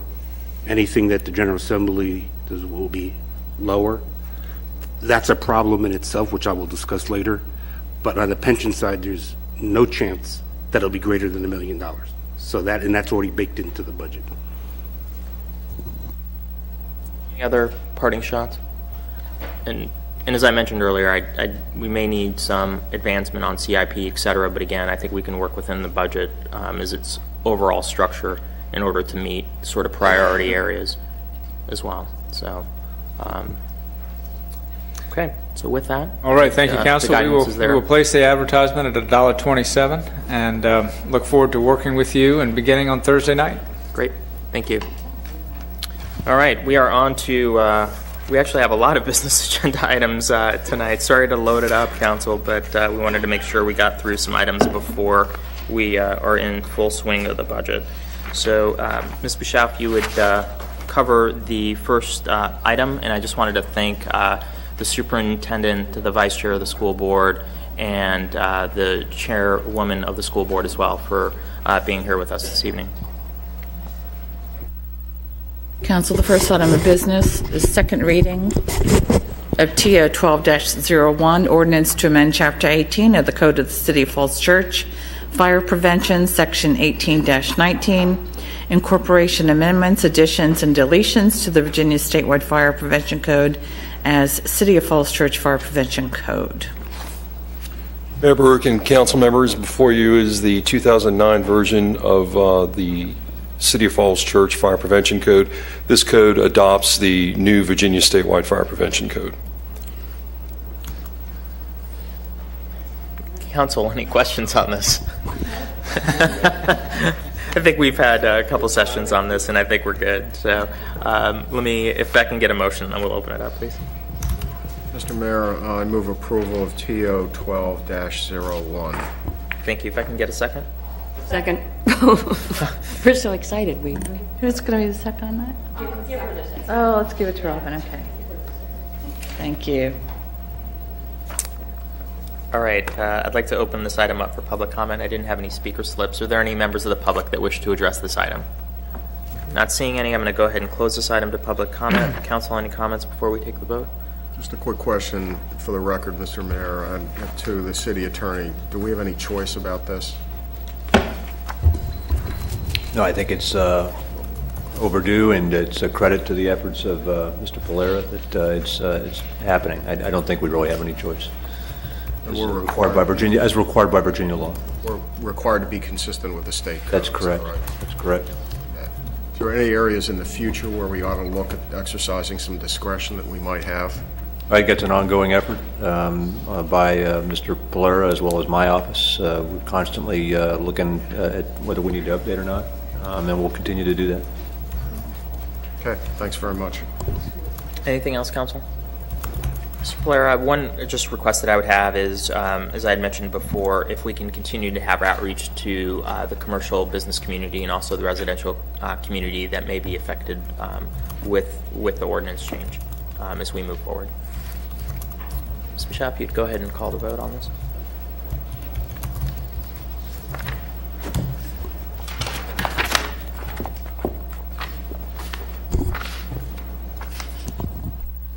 Ms. Berry? Yes. Ms. Gardner? Yes. Mr. Kalen? Yes. Mr. Pepe? Yes. Mr. Snyder? Yes. Mr. Webb? Yes. Mayor Baruch? Yes. Thank you, Council. Thank you. The next item before you, Council, is on second reading, TO11-23, ordinance to amend Chapter 6, Buildings, Chapter 14, Environment, create Chapter 33, Property Maintenance, and amend Chapter 48, Zoning, to provide for a property maintenance code of Falls Church with civil penalties. Mr. Snyder, how are you? Very good, thank you, Mr. Mayor. Good to have you with us this evening. Mr. Mayor, members of council, this is second reading for a code amendment that you have heard in work session and which came before you in first reading, was sent back for some changes and fine-tuning with the Planning Commission. I'm happy to report that that has occurred. We've had good input from a number of the boards and commissions and worked through with the city attorney a number of refinements to this code. On last Monday, the Planning Commission voted 4-1 to recommend approval of this new ordinance, which would create a civil penalty approach rather than a misdemeanor and a criminal penalty for many of the violations in the city. This puts in one place a number of tools for us to use to help improve and maintain the city in good condition. So I would recommend that you approve it and adopt it. We are looking for an effective date of implementation and enforcement for Tuesday, May 1st. This will give us additional time to prepare for enforcing it and for communicating with the citizens and the businesses here in the community. There is in the staff report summary of changes that have taken place as we've gone through this iterative process. I am pleased to report I believe we have a better code as a result of that interaction and change. Some of the items the Planning Commission suggested gave us some additional flexibility, particularly for people who are maintaining their properties. You'll see some of those on page 9, lines 356 through 360, making sure that people who are maintaining their houses or properties or have a city permit can do so without having any problem. Also, we've changed from public view to pedestrian view, the language in line 351. And this, again, is trying to make sure that we don't unintentionally put people who are maintaining their property in jeopardy. Mainly, this will give us an ability to have a better approach for dealing with problem properties that are chronic problems and are difficult to improve the situation. It will decriminalize what's presently a misdemeanor and heavy fine, and it will bring the process here to Falls Church rather than it going to Arlington County. So we think there are a number of good reasons to adopt this. Look forward to your questions. Thank you very much. Questions before we have a motion, Ms. Berry? Mayor, I have a question and a comment. Mr. Snyder, you and I have been back and forth in some correspondence on the topic of unsecured dumpsters and garbage flying around. And do lines 119 through 124 address that? Are garbage bins and dumpsters in public places, do they fall under the mandate of exterior storage, or is that issue that we've talked about, is that covered sufficiently in these documents? We believe it is, yes, and it's been something which we've been citing people for presently, but it's difficult to get continued response and maintenance. Okay, so we can feel secure that whole issue that we've talked about, which is basically it's unsecured garbage on strip malls and stuff, has been addressed here. Okay, that's terrific.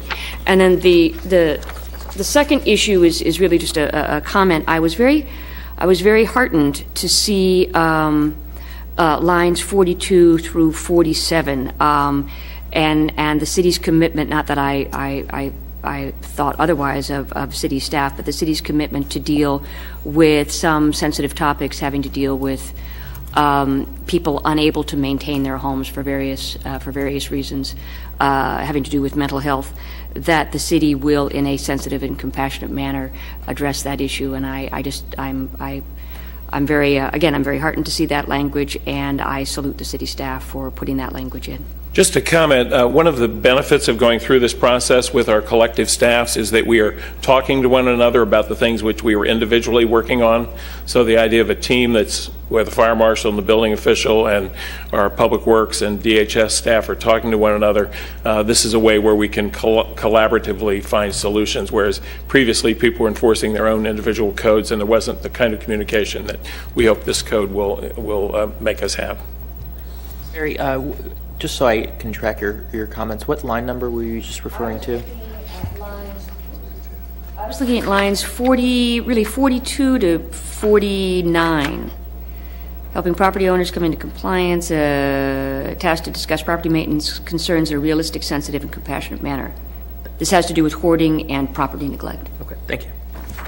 Other council member questions or comments? Okay. But before we do have a motion come forward on this, there's one section that I just wanted to get some feedback from staff on, and that's on section 33-5, which is beginning on lines 371, which is maintenance of buildings generally. Is staff prepared to deal with individuals who may be on fixed incomes if they run into distress with maintenance? I just want to make sure that there's something built in. Some of this is subjective, and I just want to make sure that we have or are going to have some type of implementation guidance that addresses these rather than sort of one-offs. And perhaps we can have a community discussion about that implementation. I don't think that needs to necessarily come before council, but a lot of this is going to be how it's implemented. And I have confidence in staff that they're going to do that, but I do see the need for implementation guidance on something as subjective as we're seeing now. That is our intent, and again, the idea of an interdepartmental team, which will be meeting regularly to talk about problem cases. In every instance, there would be warning letters, and in many cases prior to that, we'd be having conversations with people to find out what their situation is, see if we can't get them solved. The idea really is not to write tickets, but to get properties fixed up, and this gives us a method to help encourage people to do that. Thank you, Mr. Snyder. And were the BZA's comments and questions addressed in this as well? I know that there had been some dialogue between the city attorney's office and the planning office on this point. Yes, we had some very good comments that the city attorney and myself went through and made changes that addressed those. And Mr. Foster, if you have any other comments on those. Thank you. Anything, any other further questions by council members? Okay. If I can get a motion, and then we'll open it up, please. Mr. Mayor, I move to adopt TO 11-23. Thank you. If I can get a second. Second. It's Mr. Kalin on the second. I'd like to open this item up for public comment. I don't have any speaker slips on this. Are there any members of the public who wish to address this item? Ms. Bichelle, we didn't get any written comments, I don't believe, on this. Okay, I'm going to go ahead and close this item for public comment and open it up for any council comments before we go ahead and take the vote. Council, anything on this? Ms. Gardner. Just a quick one. I know that when this originally came out, my concern was that I didn't want us to be in, I guess, what we'll call police state or a homeowners association where people had to paint their doors the same color and so forth. And I don't see that that is, how this is written and what it's intended. And I hope that holds true. I think only time will tell. I do know that this is done so everything doesn't automatically go to court, which seems to be the only way it can now. So hopefully this will resolve that issue and make this more of a community when you're talking about team working together to help those people that actually need help, and therefore be a benefit to the community as a whole, as opposed to being something that's really directing people on how they can and cannot use their private property. Other members of council? I just want to align myself with Ms. Gardner's comments as well. My expectation is that this isn't going to be implemented as an HOA or some type of homeowners association, but really targeted at properties, whether commercial or residential, that we're having ongoing problems with. And I hope that guidance is carried through if that's what the intent is. And that's certainly my understanding based on previous council discussions in the presentation. So without any further ado, if we can go ahead and take the vote, please.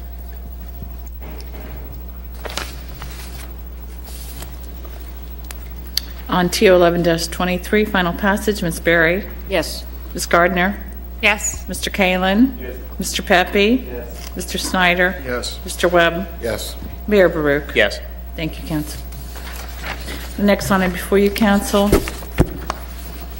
TR 12-11, resolution to adopt the North Washington Street Small Area Plan number 1, as a guiding document in decision-making for planning, zoning, and development review, capital improvements, city regulations and policies, and included by reference in the city's comprehensive plan and 2010 update.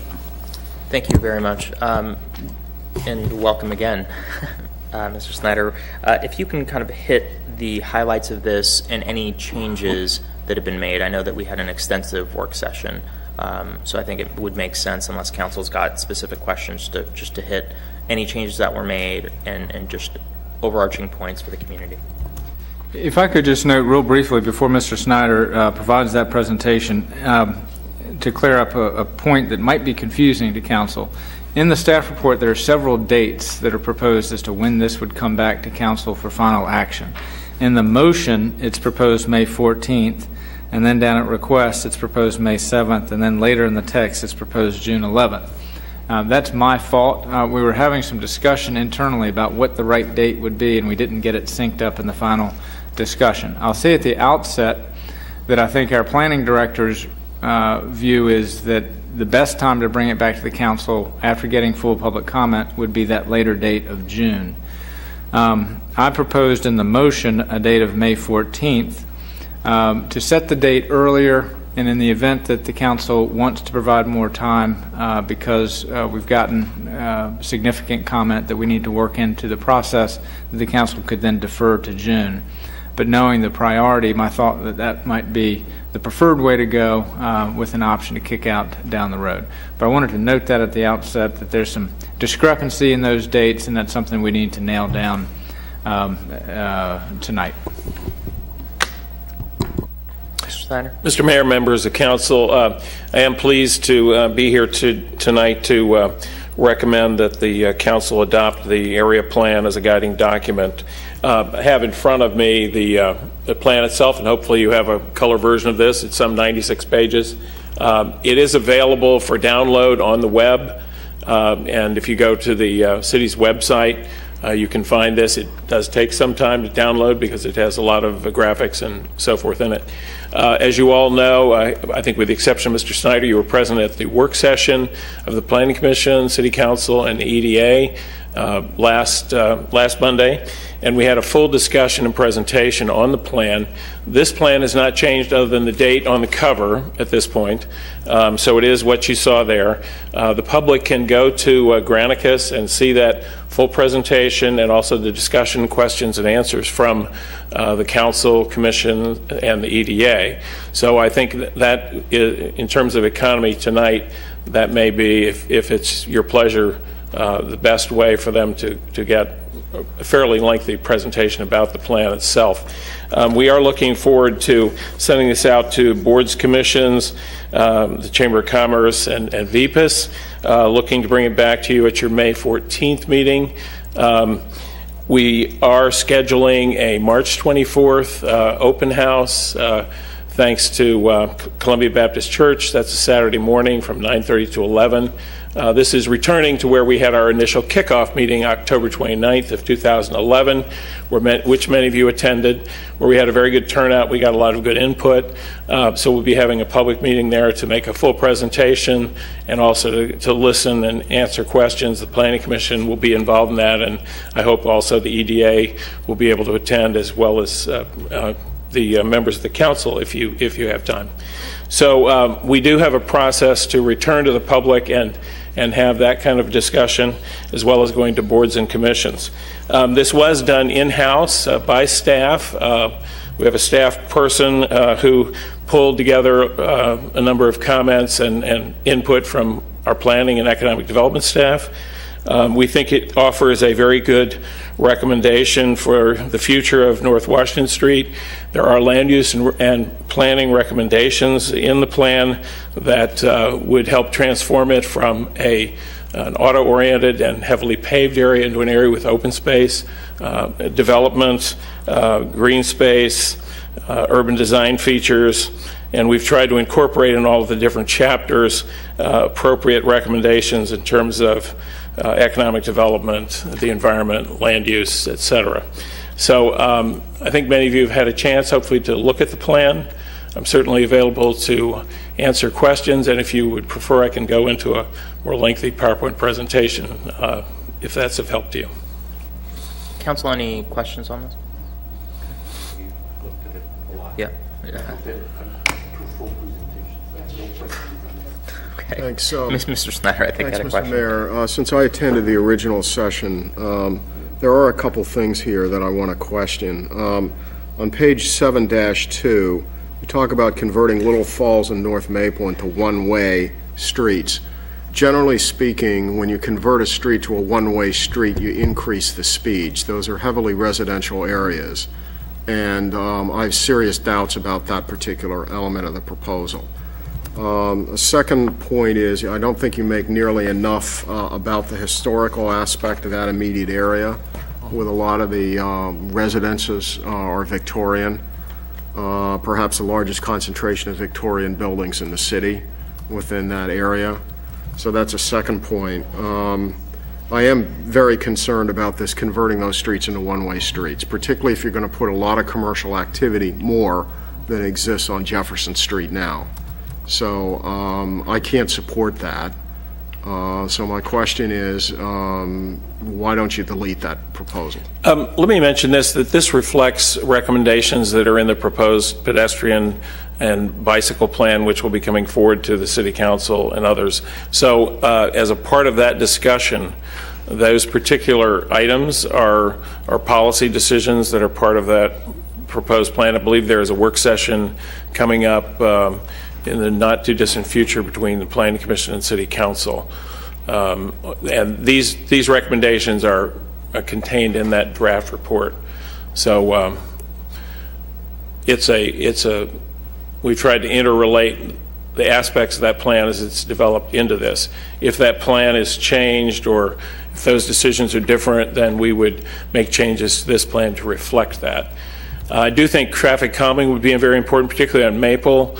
There is the potential to line up the church parking lot and the street that serves the townhouse community there. I would think you'd want to have some stop signs and pedestrian facilities there to help slow traffic, and also, depending on the design of the street narrowing to make sure that traffic was not going too quickly. So those are certainly valid concerns. In terms of the historic portions, that's something we can take into account and beef up in the plan itself. Okay, well then what I'd suggest is we, on page 7-2, where we're talking about converting Little Falls Street, with the following language: if that would not increase speeds and there is significant traffic calming on residential streets.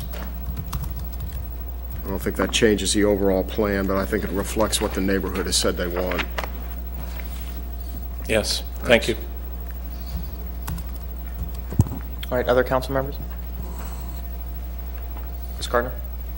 Not to drag this out, because I know we're just sending this to boards and commissions, and this is a conversation starter, but I do want to just bring up one final time the question that I had, and you do not have to answer. I'm just trying to make a point here in regards to, it is all fine and great for us to have plans in place and to build plans, and it's great that we're talking to developers, but I think however we do it, I really want to see a think outside the box concept and how we're going to work with the actual current property owners, which has been our downfall for years. And unless we address that, we can put as many plans as we want in place, but they're not going to happen. So I don't know when to do that, but I do want to raise that as a very important issue that I don't think has thoroughly been addressed.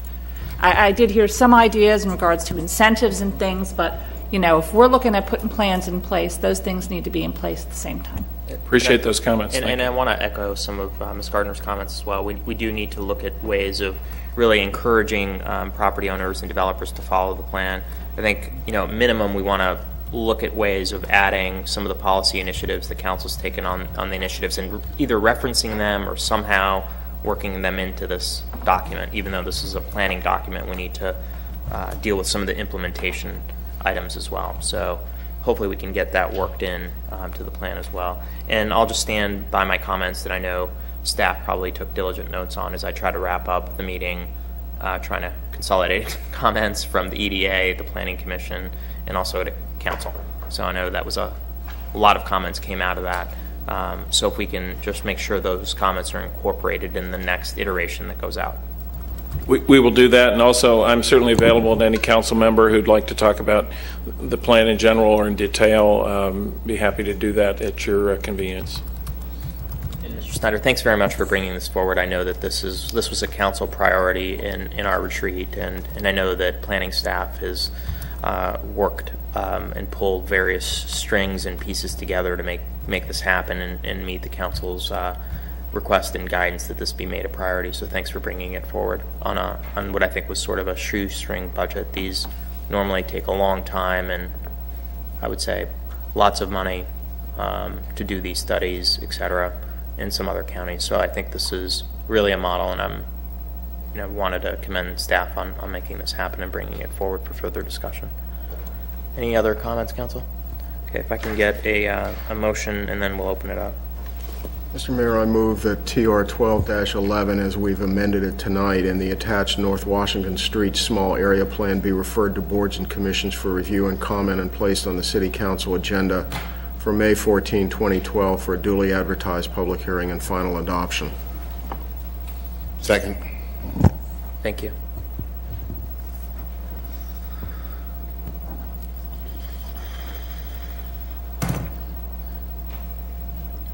Any comments, council, before we go ahead and take the vote? Okay, Ms. Michelle, if you'd, and I'm sorry, I need to actually open this up before we take the vote. I'd like to open this item up for public comment. Any members of the public that wish to address this item? And I didn't get any speaker slips on this. Ms. Bouchard, did we receive any written comments or email? Thank you. I'm going to go ahead and close this. And council, anything else? Just to confirm that we've got a town hall set for, what'd you say, March 24th? Saturday, March 24th at Columbia Baptist Church. And we'll be looking, I believe, 9:30 to 11 is a target time frame. Okay, so that's assumed that's going to happen in a month. Yes, we are. And if we can just make sure that's advertised, I anticipate that multiple council members are going to want to go, so if we can properly notice that for FOIA. We'll work to make sure that happens in terms of proper public notice. Great, thank you. And I'll just make a request that our local media also try to get this out. This is a big community issue, and it needs to be a community process as well. All right. With that, if we can have the... On TR 12-11, Ms. Berry? Yes. Ms. Gardner? Yes. Mr. Kalin? Yes. Mr. Pepe? Yes. Mr. Snyder? Yes. Mr. Webb? Yes. Mayor Brook? Yes. Thank and you, Council. And if I can just confirm one procedural point, Mr. Foster, when this comes back, this isn't an ordinance change. This would come back as a resolution, just for planning purposes and how many readings we need to do, et cetera, and advertisement. Yes. Okay, thank you. Thank you very much. Thank you, and thanks for the work.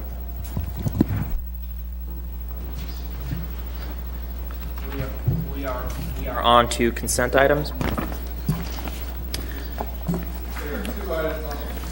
There are two items on the consent calendar, Council. The first is authorization for the city manager to amend the contract with Davenport and Company for financial advisory services in an amount not to exceed $150,000. We have a 5-year contract with Davenport, or a 3-year contract with two options for extension, and that initial contract was duly competed. And so this would be authority to extend that for 1 more year, and that year's service would exceed the $100,000 limit for council approval, which is the reason why it's before you tonight. And then secondly, the second item of consent is permission for the city manager to accept a part-time teaching position with the Virginia Tech Certificate in Local Government Management Program. And this is due to the fact that under the manager's employment agreement with the city council, any paid employment that I receive outside of work here with the city requires council approval, and this teaching position would be a paid position, albeit a part-time position to teach 12 classes over the summer. Thank you. Thank you. If I can get a motion on the consent, please. Mr. Mayor, I move the slate of consent items. Thank you. If I can get a second. Second. Thank you. That's To Ms. adopt the consent items. I move. Would you? Do you want me to say I move to adopt the Thank slate you. of consent items? Okay, sorry. Second. Thank you.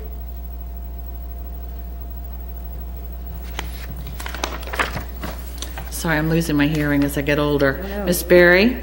Yes. Ms. Gardner? Yes. Mr. Kalin? Yes. Mr. Pepe? Yes. Mr. Snyder? Yes. Mr. Webb? Yes. Mayor Baruch? Yes. Thank you, council. Okay, we don't have any business not on the agenda. We're on to council member comments and requests, and if we can have a brief discussion about the EDA, or I'm sorry, the LEAD policy, and possibly working through that process. So let's start with council member comments, if any. Mr. Kalin? Taking advantage of this opportunity, I would like to reiterate a couple of points regarding pensions. I know it's an arcane and maybe boring topic, and it'll get some scowls in the audience. However, I've circulated and asked Ms. Pshao to circulate an article in the front page of the New York Times on Sunday indicating that many municipalities' financial situations are blowing up and they're going under because of their unfunded liabilities for pensions. The city has handled its pension responsibilities well. It's been a good sponsor, carefully done with assumptions that are realistic and meaningful. The state has not performed the same function. The $1 million that the governor's budget asks is just the beginning. That would theoretically cover less than half if it was all funded today. But it's not, so the outstanding unfunded amount will increase. And their actuarial assumptions, frankly, don't hold much water. They underestimate the amount of money that's going to be due. For example, they assume that no new teachers will be hired. That today's obligation assumes no new teachers are hired. That is an unrealistic assumption. Now they incorporate them as they're employed, but it understates the amount of money that's going to be required to fund this system. And they also assume that everybody who's hired stays in their job for 30 years. That's the other assumption. And then I guess after that, they get another, we get, 10 or 15 years to live and the obligation is taken care of. I mean, there are a number of things. This issue is huge. If they cut the requirement for the city today, it will only mean that next year or the year after we'll have even more to pay. So this is a time bomb that's affecting every municipality in the state. For these reasons, I have suggested that we look for some sort of perpetual funding that will help relieve pressure on the city's finances, which is why I recommended that should we sell the water system in an advantageous way, that those proceeds be put in to support our VRS obligations and our city employee obligations to the maximum extent that those proceeds would permit. And this way we can help ensure the financial well-being of two of the major budget drivers that will be going forward in the future, not this council, but the council after and the council after that. And I can't emphasize that enough, that this is a ticking time bomb and we need to do whatever we can do to get in front of it. Thank you. Thank you, Mr. Kalin. And I think that does also raise one point that was in the budget guidance, and that's how to deal with VRS and pension issues generally. So I think there was a request that we come up with a mechanism for dealing with that, and that, I can't say it as eloquently as Mr. Kalin, but I do think that pensions and VRS are going to be matters that we need to deal with. So if staff can begin to think about some of the motions that the school board had and requests of putting aside for money. I know that we've talked about sort of piggy banking some of the money if there's another holiday. We know that other counties like Arlington have done that, and some counties are very well positioned to do that. So if we can start thinking through that and making that part of the budget deliberation, I think it is going to be a driver that we're going to have to focus in on.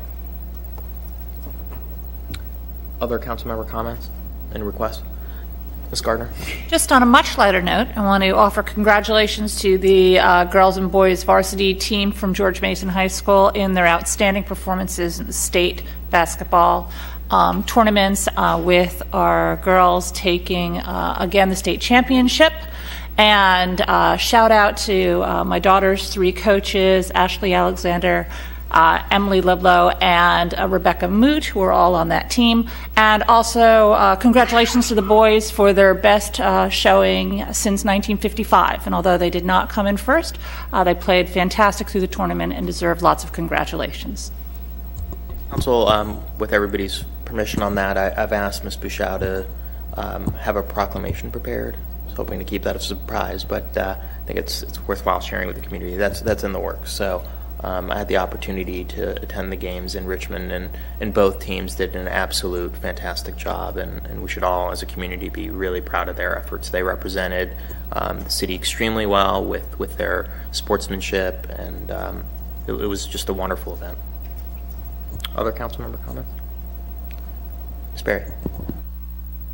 Really light note. Since last we met, I did get a chance once again to participate in the Read Across America. Again, for the second year, I was reading to the Mount Daniel kindergartners, and we had a lively time. And I'm going to be participating, as I believe Ms. Gardner is as well, in the Mary Ellen Henderson Career Fair, where I hope to attempt to convince 6th and 7th graders that there is a real career in conservation. I don't know how far I'm going to get, but I'll give it the old college try. That conservation is not only important, but it makes good business sense too. So we'll see. Thanks very much. Other council members? Mr. Webb? I will be taking part in that same event on Thursday. So hopefully I'll be convincing on the government side of things. But also just after my day at work today and taking the time today was actually George Mason application reading day in the office, that I must say I read some very good. We have great students who are graduating this year from George Mason High School. And some of you may be receiving some very good news in the next couple of weeks. So keep tuned to your mailboxes. Thank you, Mr. Webb. Anything else by council members? Mr. Snyder. Thanks very much. Just a quick note. I've missed the last meeting and several work sessions due to job-related travel. So I wanted folks to know that was the reason.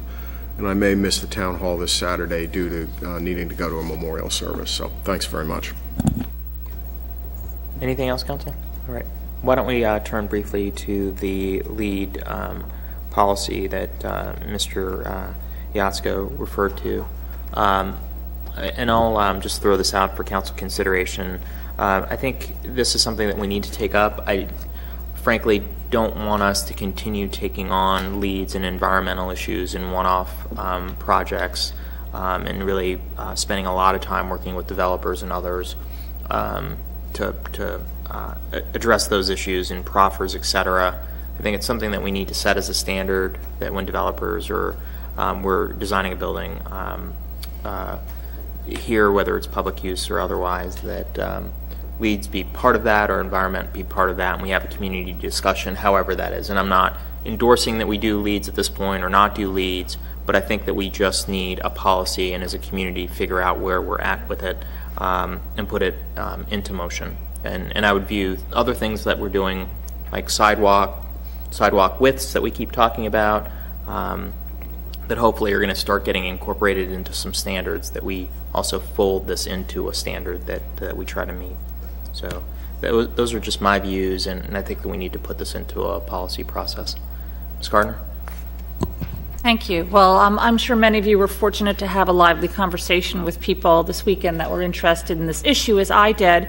And it was very interesting in that it is a standard that's been adopted by COG and numerous other jurisdictions, not only in our community, but nationwide. So I do think we do need to have a policy, and if it's an expectation that we are asking in our negotiations for developers to bring, that we too need to refocus on what we're asking the developers of public property, of our government-owned or city-owned property to do as well. I do know that there was some focus most recently, though, on the Thomas Jefferson expansion, and for the little I know of lead design, I spoke to someone who said part of the challenge with Thomas Jefferson property was that it's a renovation.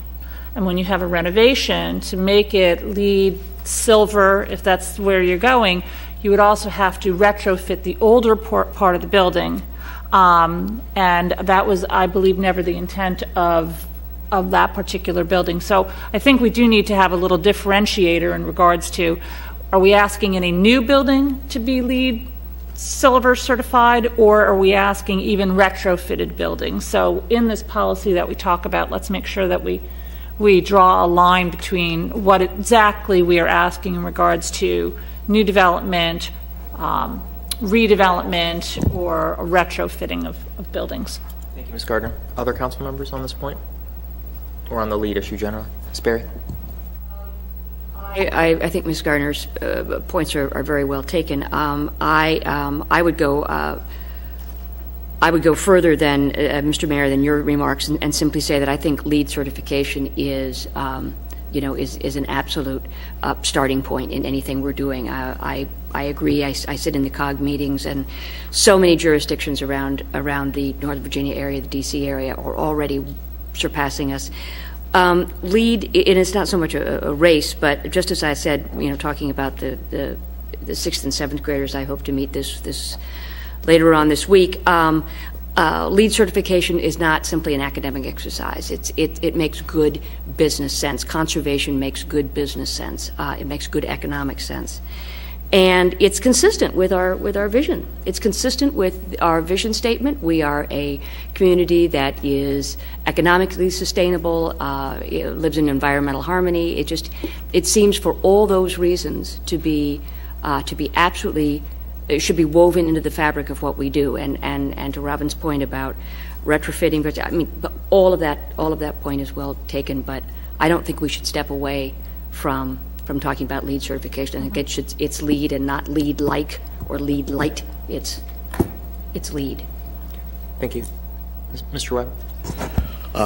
Also would want to associate myself with those comments. It is definitely it's time for us to develop a policy. All the regions around us already have one, and I think it's time that instead of having it as a negotiation standard with our developers, that when they walk in, they already know LEED certification, LEED silver is the standard that we have in the city of Falls Church, and build from there. And I agree, we just need to investigate and look into the retrofit and renovation of whether or not to go there with those type of projects. But I think with any new development, LEED silver should be the standard for what we do. Thank you. Other council members? Well, Ron? I'll just wait. Given that my company's in the construction business, I'll tell you, we're seeing an uptick in a lot of bidding lately, mostly government-type projects, and every single one of them has LEED, at least as a request or an ad alternate. Now, there's a difference of opinion on private projects, whether that's the way to go, and there are alternative certifications, and there's some debate in the community, but for government buildings, it's clearly become the standard. As Ms. Gardner says, there are some very open issues of interpretation even about what it means on a renovation or an addition, what you have to do. So don't know enough about to commit to that tonight. We'd have to see how that works. And like it or not, there are indeed cost implications, although this goes back to a discussion we had about looking at our capital improvements from a cost life cycle as opposed to just what's it going to cost up front. And I think that we're going to have to apply that sort of analysis to figure it out. Absolutely. Others? Okay. And again, the purpose of my comments were not to say that I don't support LEEDs or other certifications, but I didn't want to color the discussion, but I certainly support it. But I'd want to see the policy work done first, and distinctions may be drawn. And as far as TJ goes, I do think that there's been a lot of discussion about that. We do need to get an answer from staff and experts about whether LEED can even be done on a retro that's being done in an expansion when the whole building isn't being done. I've heard sort of both things. So if we're going to be talking about that, we need to get some answers of can LEED even be done before we go too far down that avenue when we're talking about TJ. So as far as how to move this forward, Mr. Shields, can we put this into our standard policy process where staff works with the appropriate boards and commissions? And I think Ms. Berry is our lead on council's lead on lead issues. So she's our lead on leads. So I would just ask Ms. Berry if you could work with staff about making sure it's getting to the right boards and commissions and that's getting worked through our normal process. Shields, is that workable?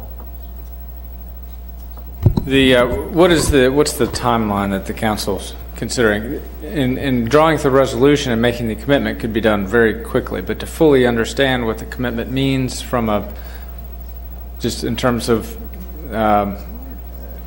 knowing what the cost implications would be, what the benefits would be, and things like that, we would need to have some more time to do that. So we could either have boards and commissions help us with that, because I will note that our lead person on our sustainability planning is Brenda Creel, and with their transitions that we're working on the utility side, that is really where she's focusing her time and effort, and she, particularly this month, is that's what she's going to be doing. And so that's who our point person for this type of an effort typically would be. And so if I can have a little bit of time to work through who we can assign to this to shepherd it through, I think that would be helpful. Council, thoughts on that? Ms. Berry? I think that's fine. I would just ask, in terms of timing, is it appropriate for us to have this language before we approve the CIP? I mean, would it be something that, would we find ourselves boxed into a corner if we approved a CIP and then somehow had to retrofit LEED language into all of the building that we're doing and et cetera, et cetera, et cetera? That's an excellent point. We do preliminary cost estimates for each of these CIP items, and let Cindy speak to that. How granular are those cost projections at this point, and if there was a policy decision like that, would that need to be built into the CIP? The planning numbers include trying to be more green efficient in energy, such as geothermal for the HVAC, and looking at the cost-benefit analysis that Mr. Pepe was referring to. But none of the schools or general government projects include any LEED costs for pre and post certification testing to verify that you've achieved the standard that you set out to do. So there would be cost implications to your CIP. And potentially some staffing resources in order to facilitate it if it's a faster timeline that council desires, per the points Mr. Shields made in terms of the one part-time employees dedication to this. So, I think it's a question then, do we have the bandwidth to do this before the CIP? So let us have an internal discussion about that, and if I can get back with the city council. This is good stuff. Employees are passionate about this. We want to make this type of thing happen, and so but we've got to work it through and make sure that we would do a good job for the council in terms of evaluating this policy. I think that's and we need to actually, I want to put my view out there. I think this is extremely important, but I don't want it to come at the compromise of some of the other work that Brenda is working on and others. So if we need to rely on our boards and commissions, we've got some folks who are actually working in the industry, and we need to tap into those resources as well to get that done. So I hope that staff doesn't feel like they need to take all of this on, that our community members, I'm willing to bet, will help step up and provide their guidance as well. Mr. Snyder, couldn't tell if your light's on? Yeah, just having dealt with these lead issues in the past, both with private developers and city projects, there is a very significant cost. And the issue sometimes comes up about being able to achieve equivalent environmental effects without the lead certification and the costs that getting that certification have. So I think that's something that we need to consider. Otherwise, we may need that higher tax rate. Mr. Ms. Gardner. See, then it starts getting wishy-washy. So, at some point we need to bite the bullet, figure out what the cost implication is. If we're talking about a $10 million project and it's, $200,000, are we willing to say yes to that? I mean, so we need to know what those are, but I don't want to make our whole policy, well, we almost got there, we're close, but, let's be a community that can say we're LEED Silver certified in everything that we do, instead of, well, we're thinking about it, but we're not there. And so I think the cost implications are important, but we need to figure out how we're going to work that into the CIP. I think that was a great point that was brought up. Thank you, Ms. Gardner. All right, anything else, council, on this point? Okay, so we will stay tuned for staff to get back to us about timing and the exact process in light of CIP, et cetera. Okay. Anything else, council? Okay. All right, if I can get if folks can take a look at the minutes previously. Ms. Bashar, I know that you left me a note about this. I don't think I quite followed.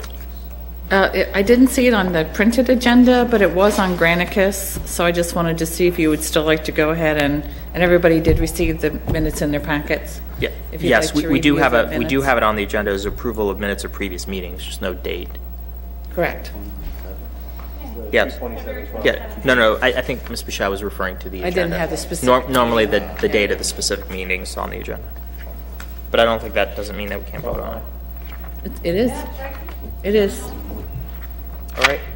Council, any edits on this or comments on this? Okay. If I can get a motion for the minutes, please. Mr. Mayor, I move to approve the minutes of the February 27th, 2012 meeting as presented. Thank you. If I can get a second? Second. That's Mr. Webb on the second. All in favor? Aye. Any opposed? Any abstain? That's 3 abstentions for Ms. Gardner, Mr. Pepe, and Vice Mayor Snyder. And I take it that's because they weren't here. Okay. All right. We have the adoption of those minutes then. Okay. And we've got, I believe, what is going to be a relatively brief closed session, and we're before 10:30, so I think we should be okay. Council, if I can get a motion for the closed session, please. Mr. Mayor, I move we go into closed session pursuant to Section 2.2-3711A1 of the Virginia Freedom of,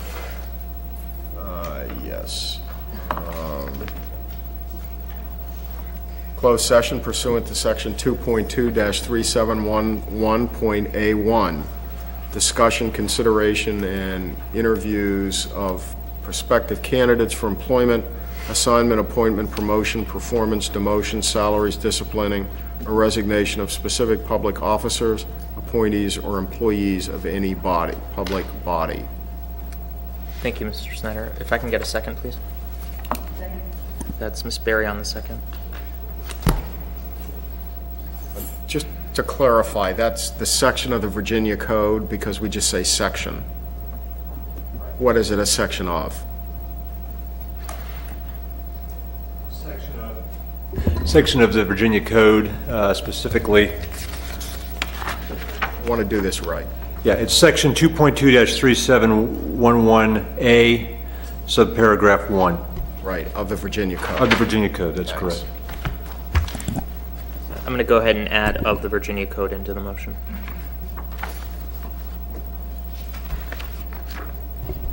Okay.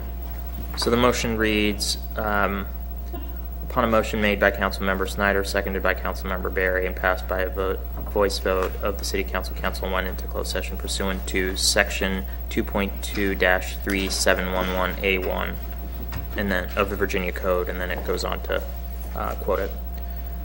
Mayor Baruch, yes. Vice Mayor Snyder? Yes. Councilmember Barry? Yes. Councilmember Gardner? Yes. Councilmember Kalen? Yes. Councilmember Pepe? Yes. Councilmember Webb? Yes. Thanks, Council. And we are going in at 10:15.